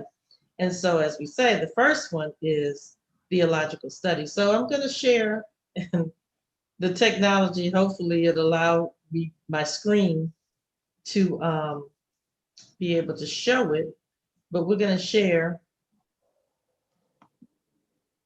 this document. How is it looking? I need you all to kind of be on Blurry. blurry. I mean, you can see it again, you can see it, but it's still, it's not. Okay. Well, I'm It's going to not do the best totally I clear. can. Yeah. Okay. The only other thing I can do is make it larger, but I don't know if that's going to help make it less blurry. You can just, narrate with your beautiful melodious voice. Okay. Well, anyway, we have here, as a matter of fact, I'm going to back up on this document and show a picture. Hopefully you could see the picture. And this is how the curriculum is constructed. In this diagram, we have, of course, a circle. And in the center of that circle, we have Master Fard Muhammad, the Supreme Being. And around the circle, we have schools of study that we have identified. And here, which this red, the reason why we chose the color red, because red represents, as Sister Demoiselle said, truth. Okay? And it represents the sun. It represents truth. In the Matrix vernacular, red represents the truth. If you remember the blue pill or the red pill. So anyway, with that being said, we have it divided into these 9 schools of study, divided into percentages. And because theological studies is the first of all studies, and all other studies are derived from theological studies, then it's 12%. And of course, 12 being the number of rulership, and 12 being the number of the major scientists that we call gods. And then we have the other 8 schools of study that are represented by 11. And of course, the number 11, without getting too much into the science of numbers right now, but that's the one representing the God and the other one representing the messenger of God standing next to him. So with theological studies, we just want to go into some of the things that we identified. And as we said, theological studies is the study of God is at the root of all of the studies of the Supreme Wisdom Curriculum, study courses. And theological studies is at the root of all of the courses of study. This school includes Supreme Wisdom Studies, which we were talking about the lessons as a department, Islamic Studies, as a department, as well as world religions and metaphysics and cosmogony. And as theological studies is at the root of all studies in the future, all studies, this is just what we've written, all studies and disciplines that are treated as separate topics of study will eventually collapse into and under one study, known as theological studies. So the more that we know, and if we think about the way that in this world, you know, it's a new man, as Sister Gabrielle said. The way that he thinks is like a child thinks. He separates everything into differences. And so the way that he did education, he separated into different studies. But now he realizes that they're interconnected. They overlap. So now you hardly have any one discipline that is just by itself. And if you're going to college, they always tell you that you should, you know, focus in on interdisciplinary studies, such as biophysics, or it could be say for instance, astroarchaeology, where you start combining them together. And then as they begin to develop in their understanding, referring to the learned of this world, it will all go back to the one God. It's just bioengineering. Bioengineering. I mean, you have so many interdisciplinary studies now that, you know, almost all the sciences come together, they overlap. Because as you remember, Sister Gabrielle, we had to take a chemistry course that dealt with thermodynamics, and then we had to take a physics course in thermodynamics.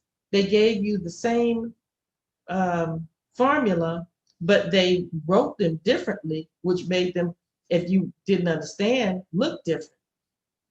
When you could have really just taught that as one subject. It didn't have to be separated in two subjects, but that's just, I mean, that's one reason why education costs so much, because they've separated into so many subjects of study. So anyway. That is a good point. Yes, ma'am. Mm-hmm. Yeah, and it takes so long, but you would make more of the logical connections in your brain if you could connect these subjects, if they weren't taught separately. And that's what we submit in this curriculum, that not only is it thematic, which it has one central theme at the root, but it's also interdisciplinary. And so because everything has to develop in stages, just as the human body develops in stages, starting off with one cell of life and differentiates into what we know now as a fully developed human being. That's the way that this curriculum is developing, inshallah, and it will continue to organically develop in the future. So this will occur, back to the curriculum, as we grow into understanding of our true oneness of God, or Tawheed. And so anyway, that's one of the things that we really focus in on theological studies, Tawheed, which means the oneness of God, and it's also transliterate, it is the concept of monotheism in Islam. And so when we really understand what Brother Jabril was saying, when we really get into it, we'll understand that really everything is one. It's just different manifestations of that one. So when the Most Honorable Elijah Muhammad said, when you look at a Black man and woman, you're looking at God, that's really what that means. Is that at our essence, that's what we are. The oneness of God. He said everything except the rebellious devil will submit to God. And those things that are rebellious will eventually be removed. Anything that doesn't come in harmony with nature will be removed. So, the School of Theological Studies.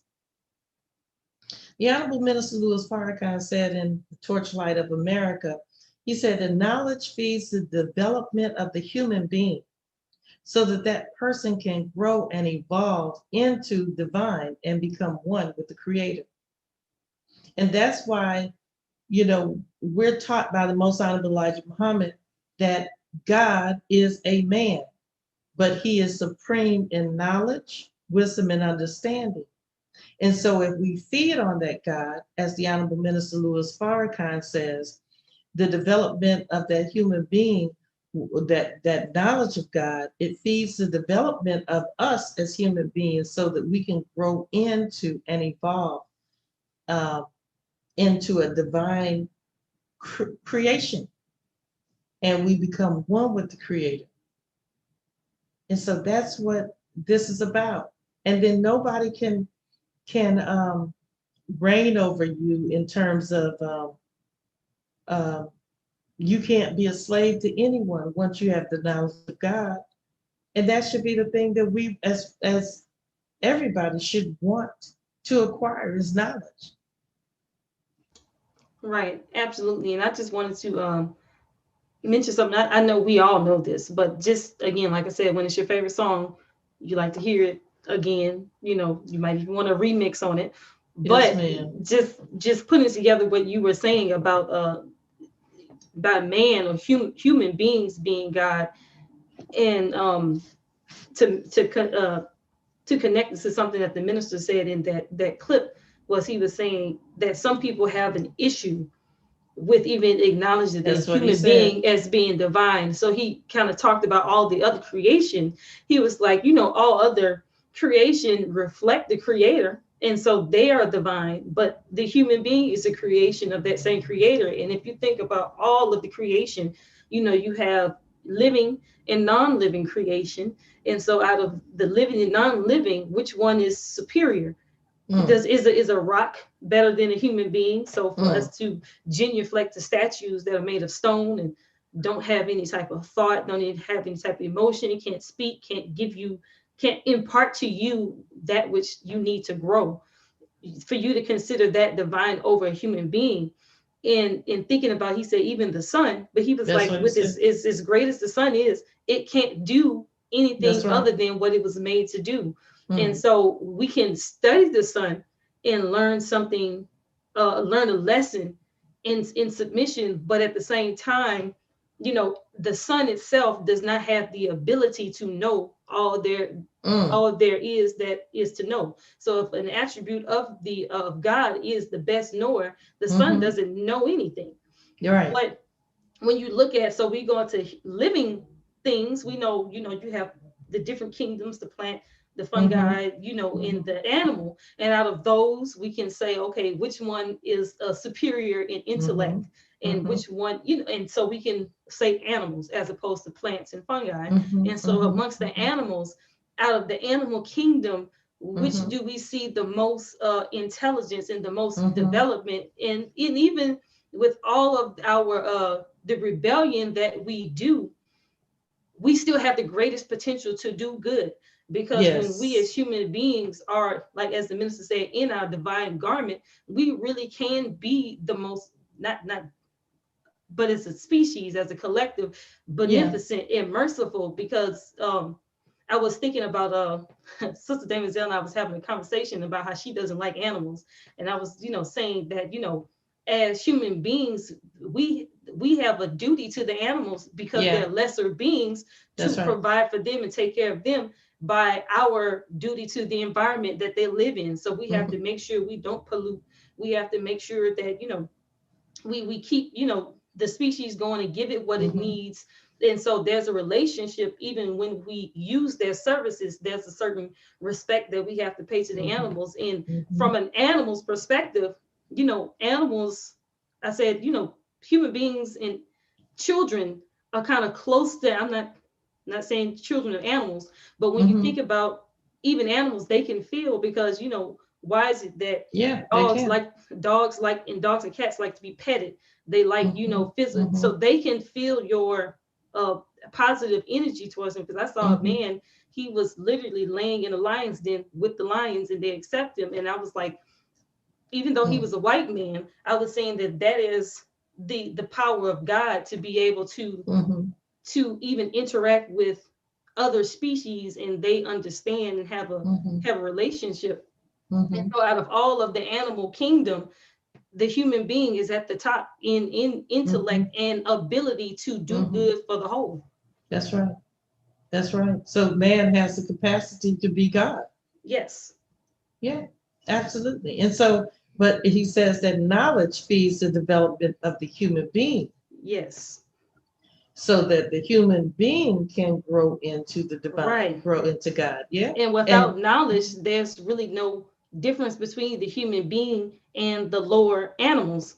And so that's why it's our right, our birthright as human beings to be, to learn, to have access to That's knowledge. right. And anything or anyone that gets in between a human being and their destiny to reach that divine level is a devil, is is That's a right. Satan.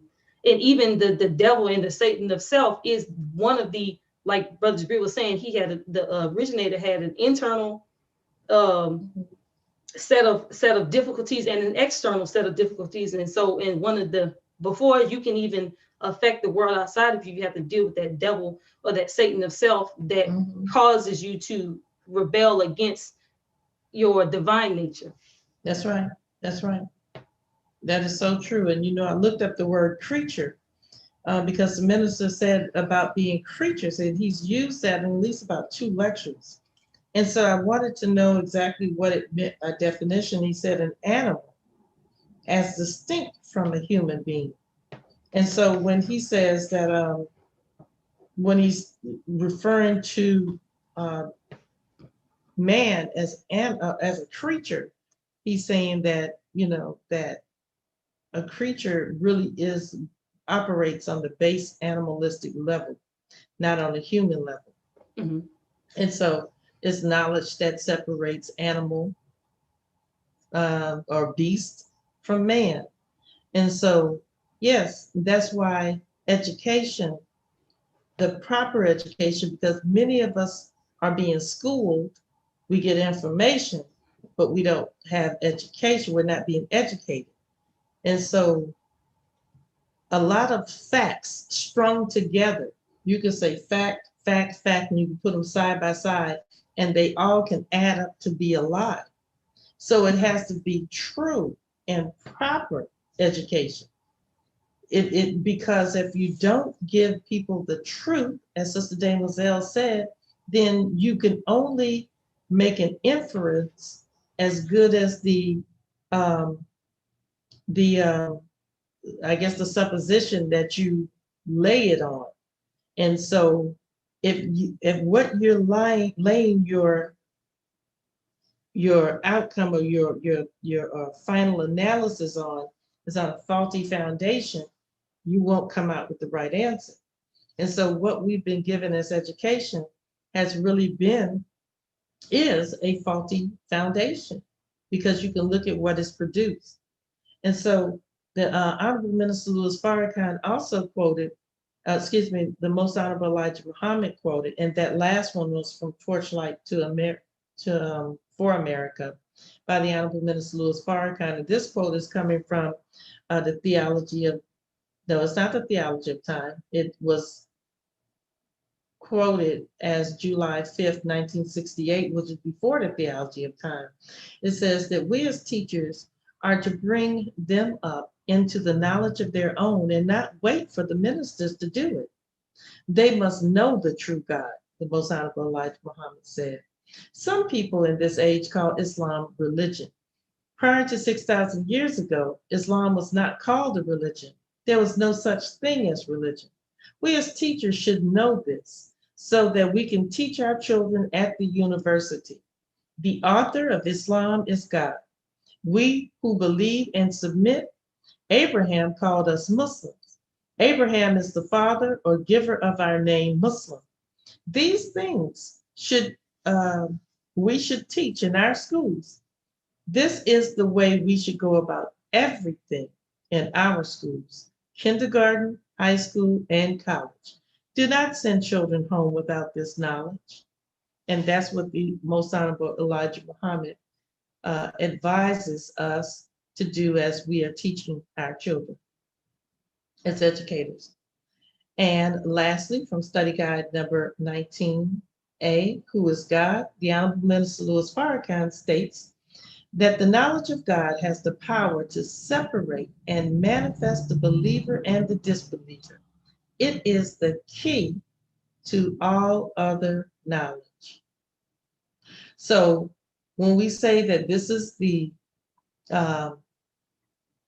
first of all studies, it is the first of all studies. The knowledge of God and the knowledge of self are one study. So that's where we start, because the children today do not see themselves in the education. They do not see themselves in the curriculum. There may be a picture here and there. There may be a name that is a name that represents somebody who's from a Black culture, maybe a Muslim culture. But that's not teaching the knowledge of God. That's not seeing yourself in education. Because if the child does not see themselves as a divine reflection of the Creator, a divine reflection of the Creator, then they don't see themselves in the curriculum. So that's what we are doing. The goal of the educator is to produce gods, real gods, not in name, but in deed. So anyway, let's go ahead and move on down.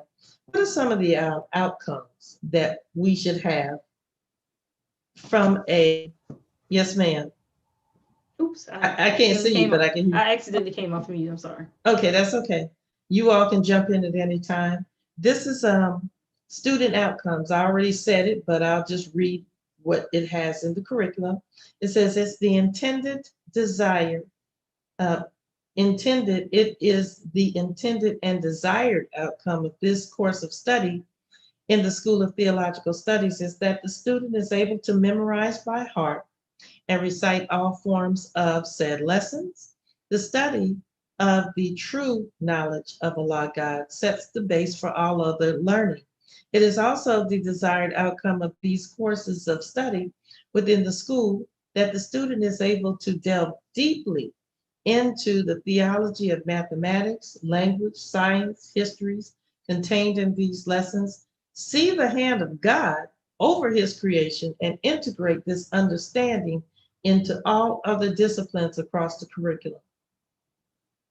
So that is the desired outcome of a curriculum, of a theological studies curriculum. So within the School of Theological Studies, as we said, it's broken down into different departments. And the first department would be the Department of Supreme Wisdom Studies. And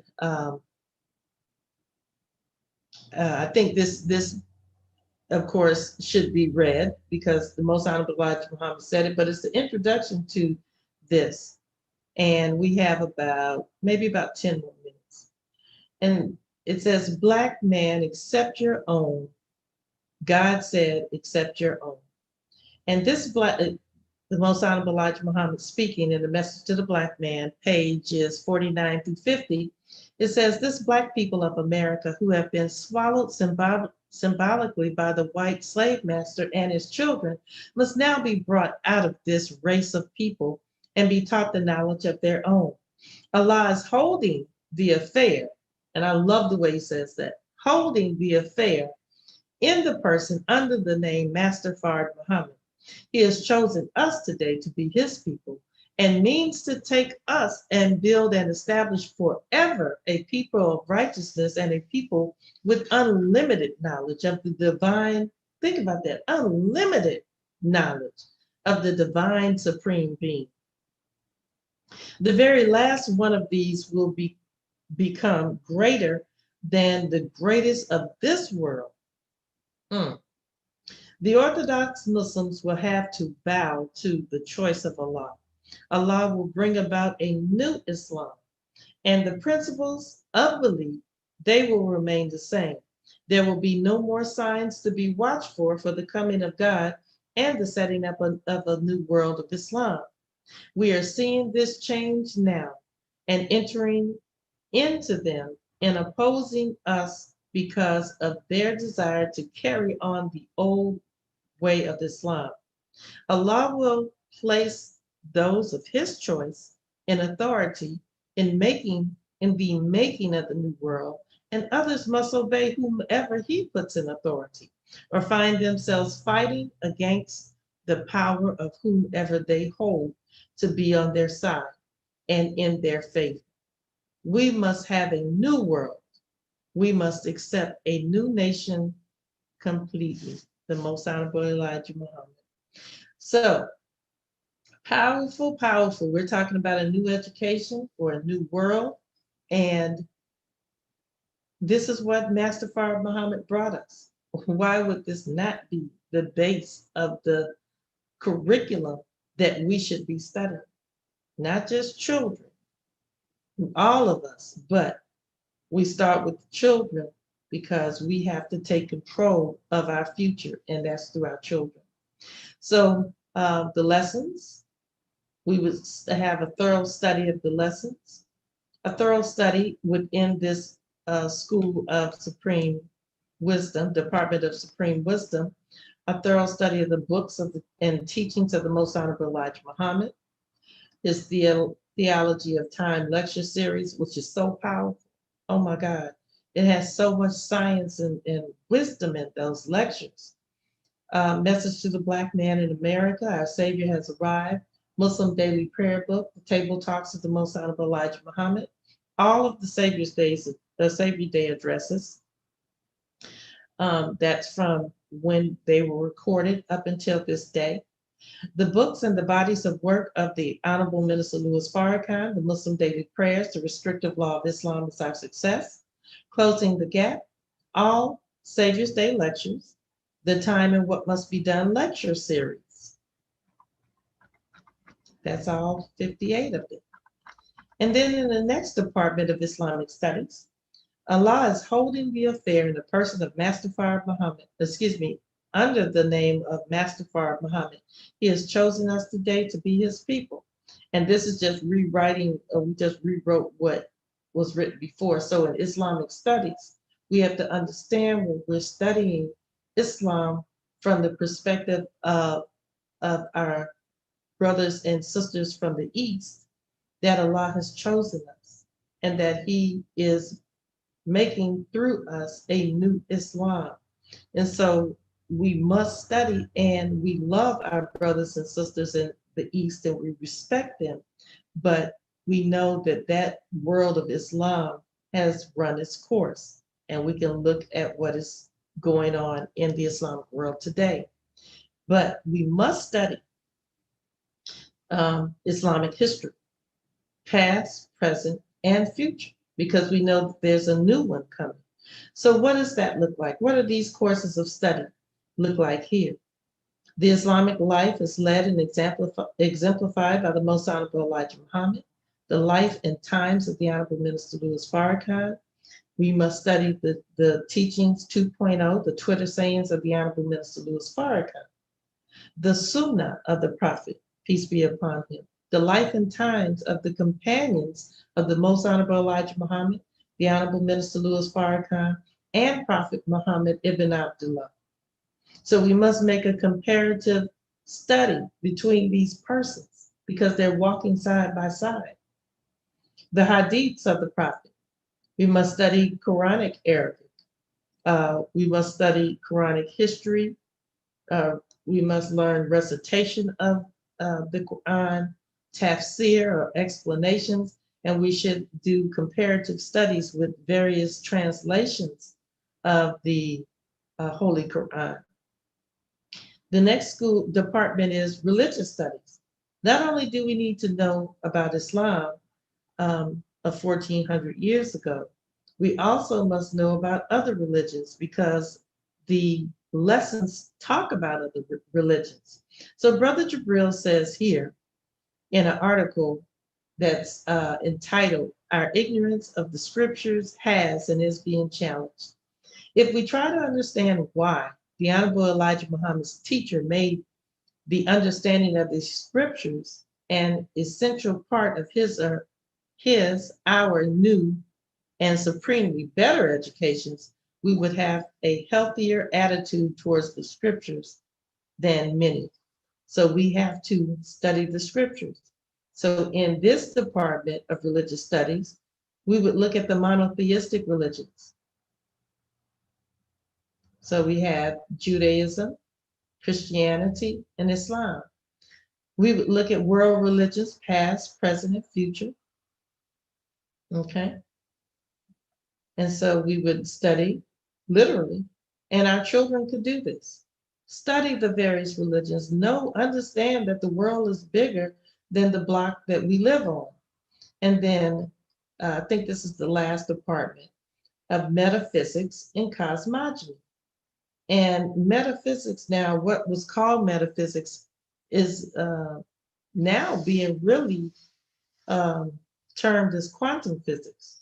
They're becoming one and the same, and no longer is it fringe, because now mainstream physicists are bringing consciousness into physics and the mainstream, and cosmogony has to do with the creation of the universe.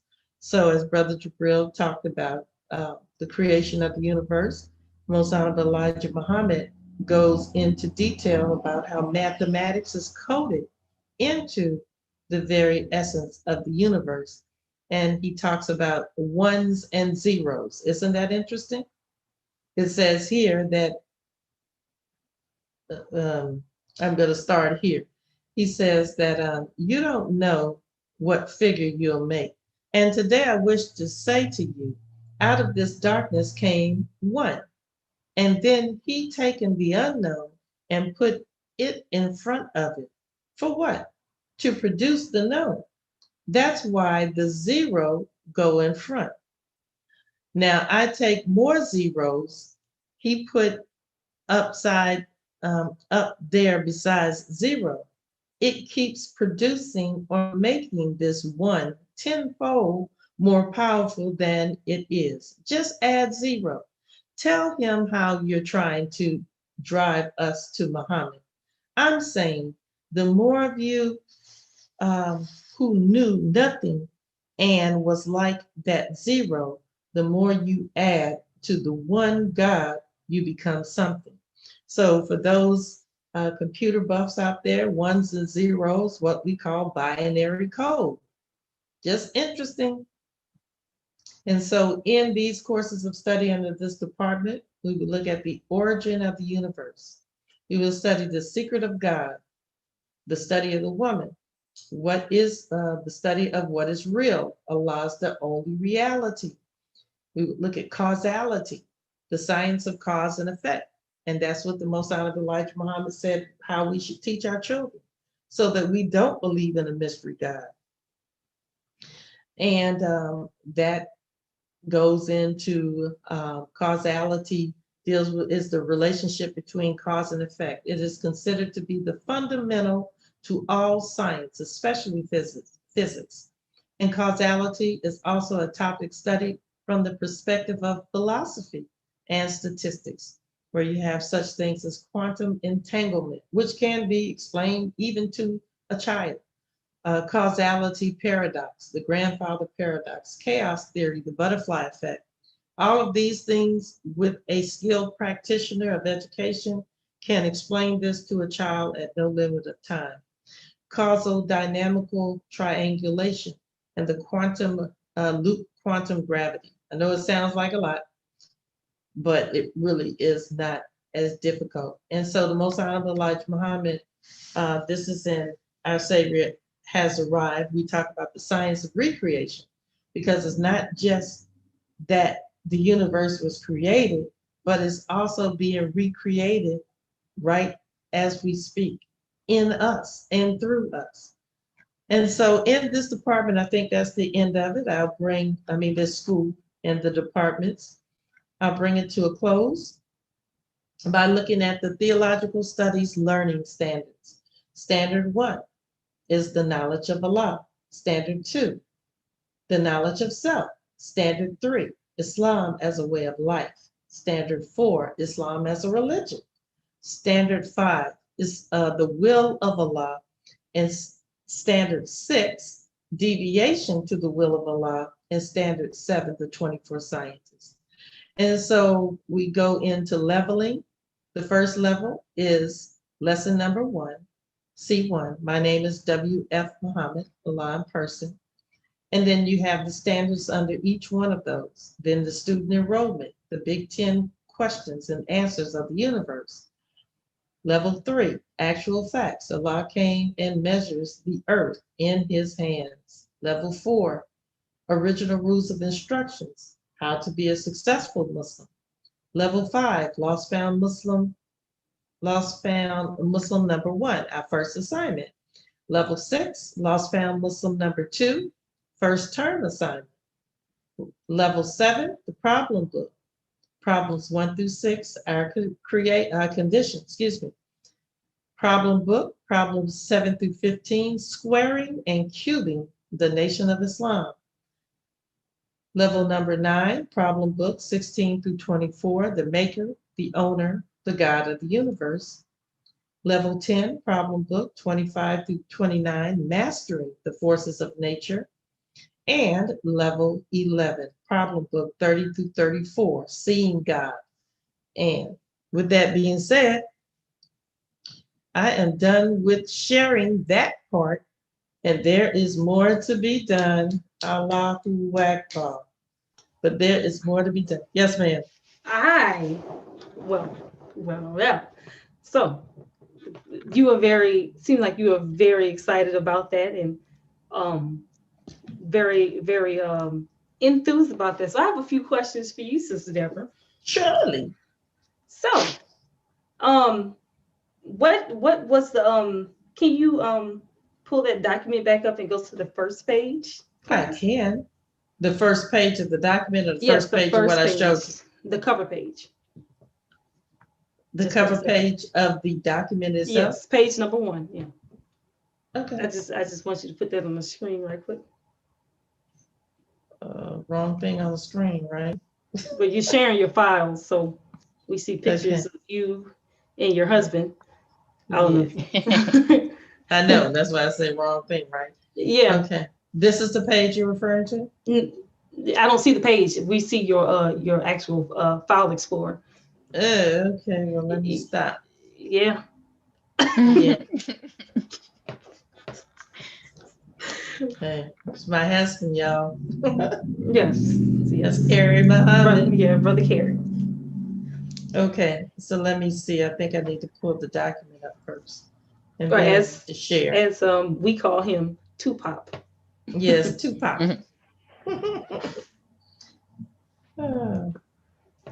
All right, here we go. This page? Yes, ma'am. Can you make it smaller where it can fit on? I can. And if you can read that title for me, please. Okay, and there's an edited version of this, but anyway. Yes. This says Muhammad University of Islam, Supreme Wisdom Curriculum, Framework and Educational System Design. A transitional and transcendental educational paradigm into the kingdom of God. Okay, so another question. Who put this document together?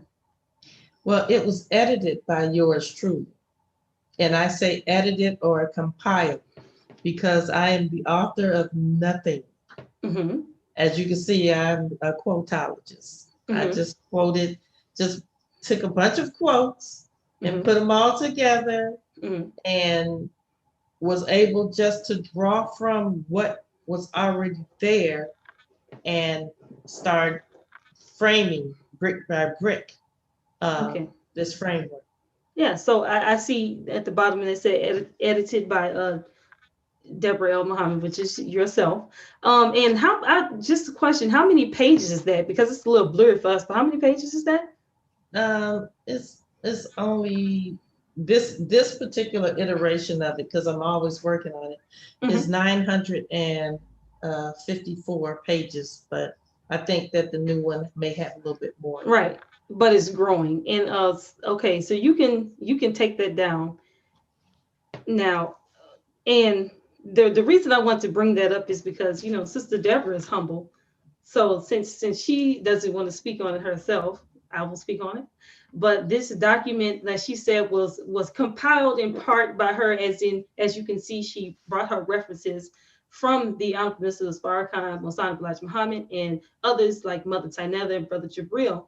And she's that part of it is a compilation, but the part where you broke down the supreme wisdom lessons into standards and things like that, that is not something that was compiled per se, but that was something that was put together by you, right?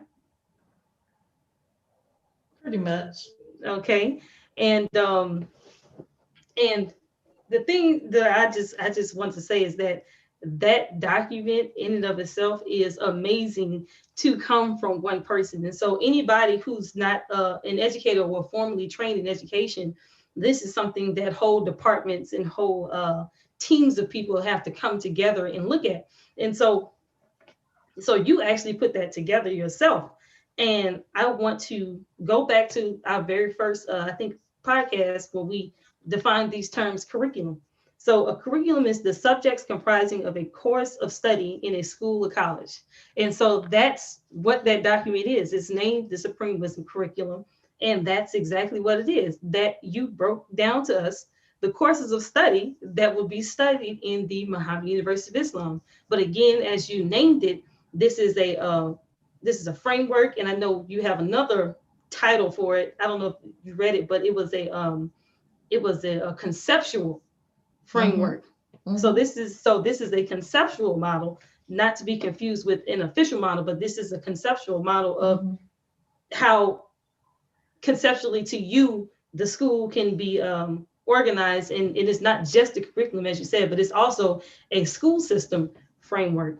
And so I have a question, because I know you showed us the Theological Studies course, but in the beginning you showed us that wheel with all the other 9 courses or schools of study that you would learn in this. So the curriculum itself is not just relegated to Theological Studies. It offers more than just that, right? Mm-hmm, mm-hmm, mm-hmm.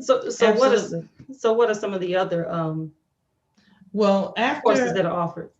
After Theological Studies, in terms of sequencing, you would have your mathematical theology. And so, you know, mathematics is Islam. And so what you would do is that would be a second course of study, that if you were teaching it, where you taught one subject segregated from another, or there's no hierarchy. Mm-hmm. Because everything that you learn is relative, even down to art, you know, music. It's just as relative as mathematics or science, because they really are. It's just, you know, understanding it. And so mathematical theology, we have after mathematical theology, mathematic, language, arts, and sciences. Because language is not just an art, it's also a science. Then we have sacred science.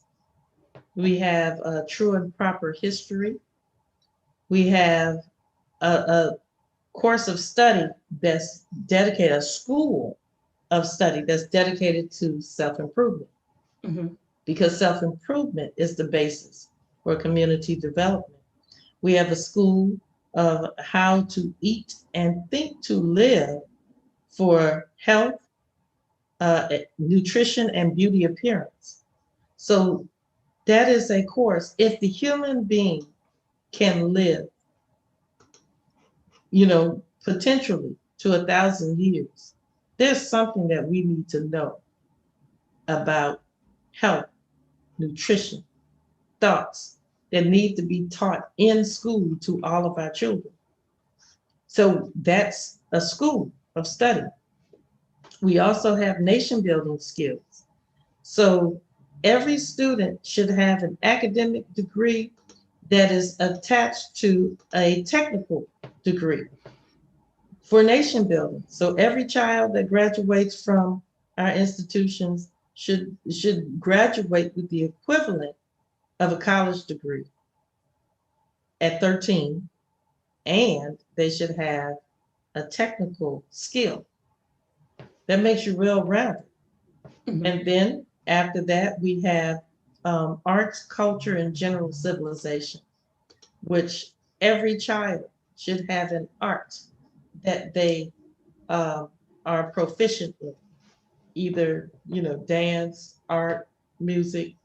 And if you look back at the Greeks, what they called a classical education was an education like that. When they say you're well-rounded, that means that you are a student that has a proficiency and your brain is both developed left and right equally. Yes. This sounds like, to me, the type of education that rulers have, because Yeah. they have to learn not just, 1+1, but they also have to learn etiquette and things like this, Exactly. how to sit, how to deal with people, how to, like you say, certain art. Because if you look at, even though it's movies, and a lot of times movies really do, what they say, art or art reflects life. Life. Um,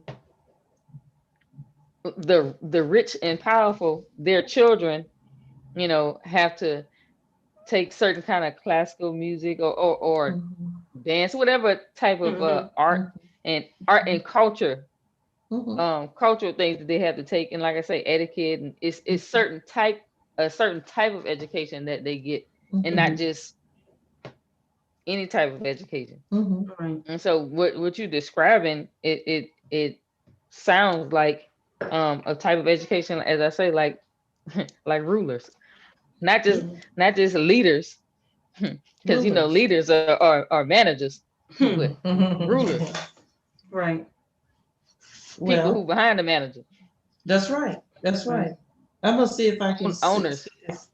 This is, you're right on it. But if we look at the original rules of instructions to the laborers, it says that what is meant by the laborer's answer to all lessons in the past, present, and future being perfect is that we must know and be able to prove at all times to the new converts that the lessons that our Savior Allah gave to us to study and learn is the fulfillment of the prophecies of all former prophets concerning the beginning of the devils and the ending of the civilization and the enslavement by the devils and the present time of our delivery from the devils by our Savior Allah. Praise his holy name. There is no God but Allah. How that Allah would separate us from the devils and then destroy them and change us into a new and perfect people and fill the land with freedom, justice, and equality, as it was filled with wickedness, and making we, the poor lost found, the perfect rulers. That's what he came to do. Right. So what kind of education? Yes, what kind of education would that look like? Right. You know how much wickedness there is in the world? No. Well, good. Being honest, but I can imagine. I can extrapolate. Well, if you could imagine how much, then just imagine. He said he's going to replace that with freedom, justice, and equality. Right. But what kind of education do you need? But I know that we're on time, but I felt like that was very important to clear that up, and just to, again, to get the audience to understand the magnitude of this document that you were able to put together really yourself, because even the research it took to find those quotes and research and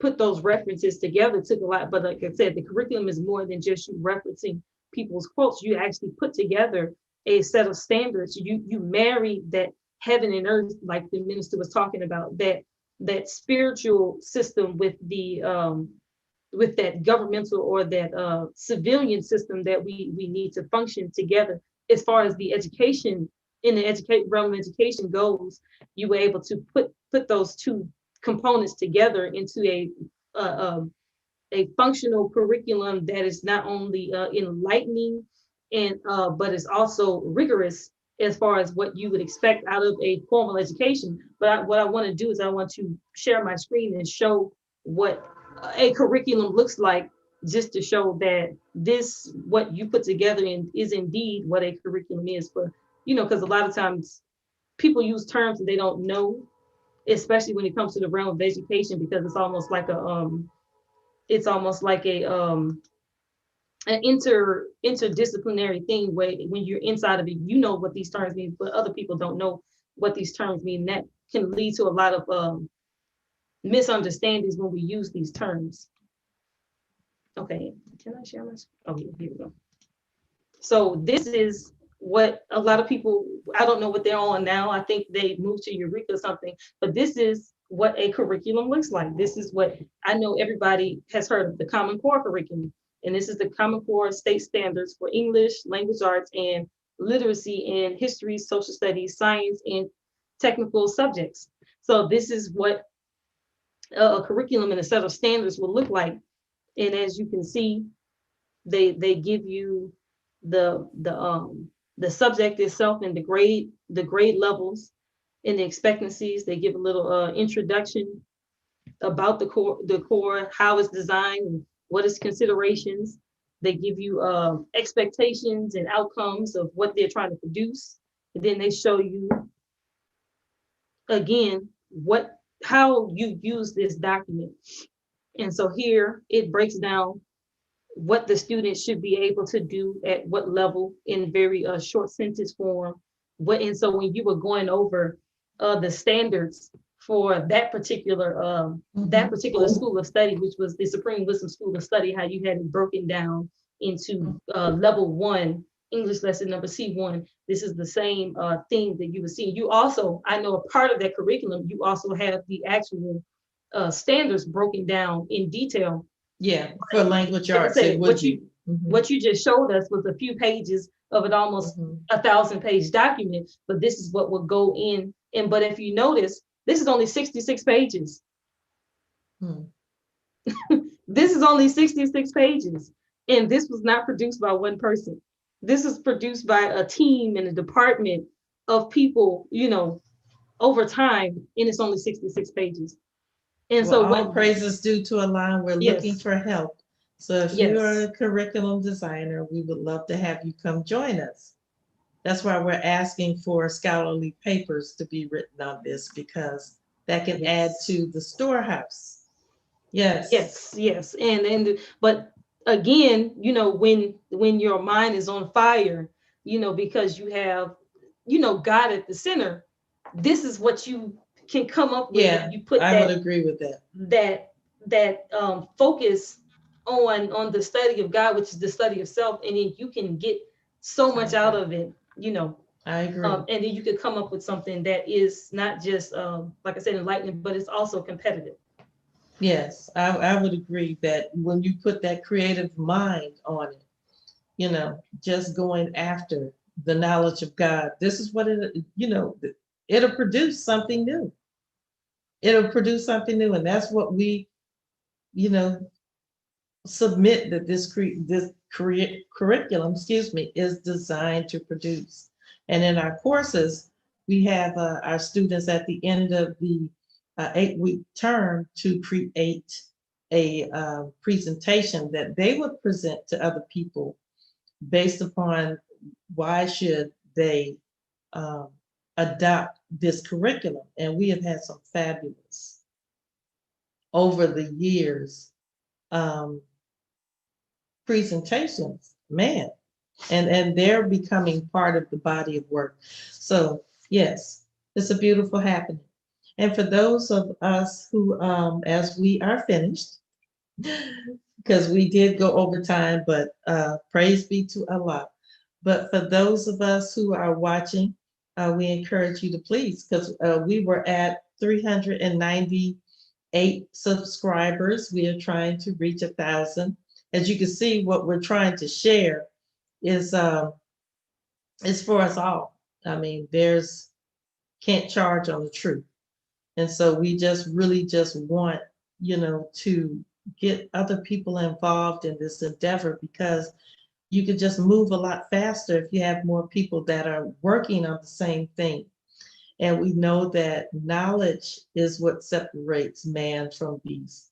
And so we have to compete against the world of Satan, who is now, our children don't just go to their schools. Now Satan is coming home with them on the computers. So with that being said, we have a lot of work to do in a short period of time, because we don't know at what time this paradigm will completely shift into something else, because it's morphing just like the coronavirus is morphing. It is. And so we have to be prepared, because we can't let our children be taken down with Satan. I mean, it's just not an option. It's just not an option. So we have a class coming up. It's starting the orientation class, which I've been told that some people said that it can't be an orientation class, but it is. So it's a class just to introduce you to this idea of a curriculum based on the Supreme Wisdom lessons. And it's not, we don't teach the Supreme Wisdom lessons in this class. It is a class to show us, one, the instructions of the Honorable Minister Louis Farrakhan that he had given us on how that he wants the curriculum to be structured. Two, many of us are so unfamiliar with this Western paradigm of education that if we knew, we probably would take our children out immediately. Three, we, what else is in this class? We go over re-examining the lessons in terms of a curriculum framework. So I'm telling you, if you take this class, you'll never see education the same. You'll never see the lessons the same.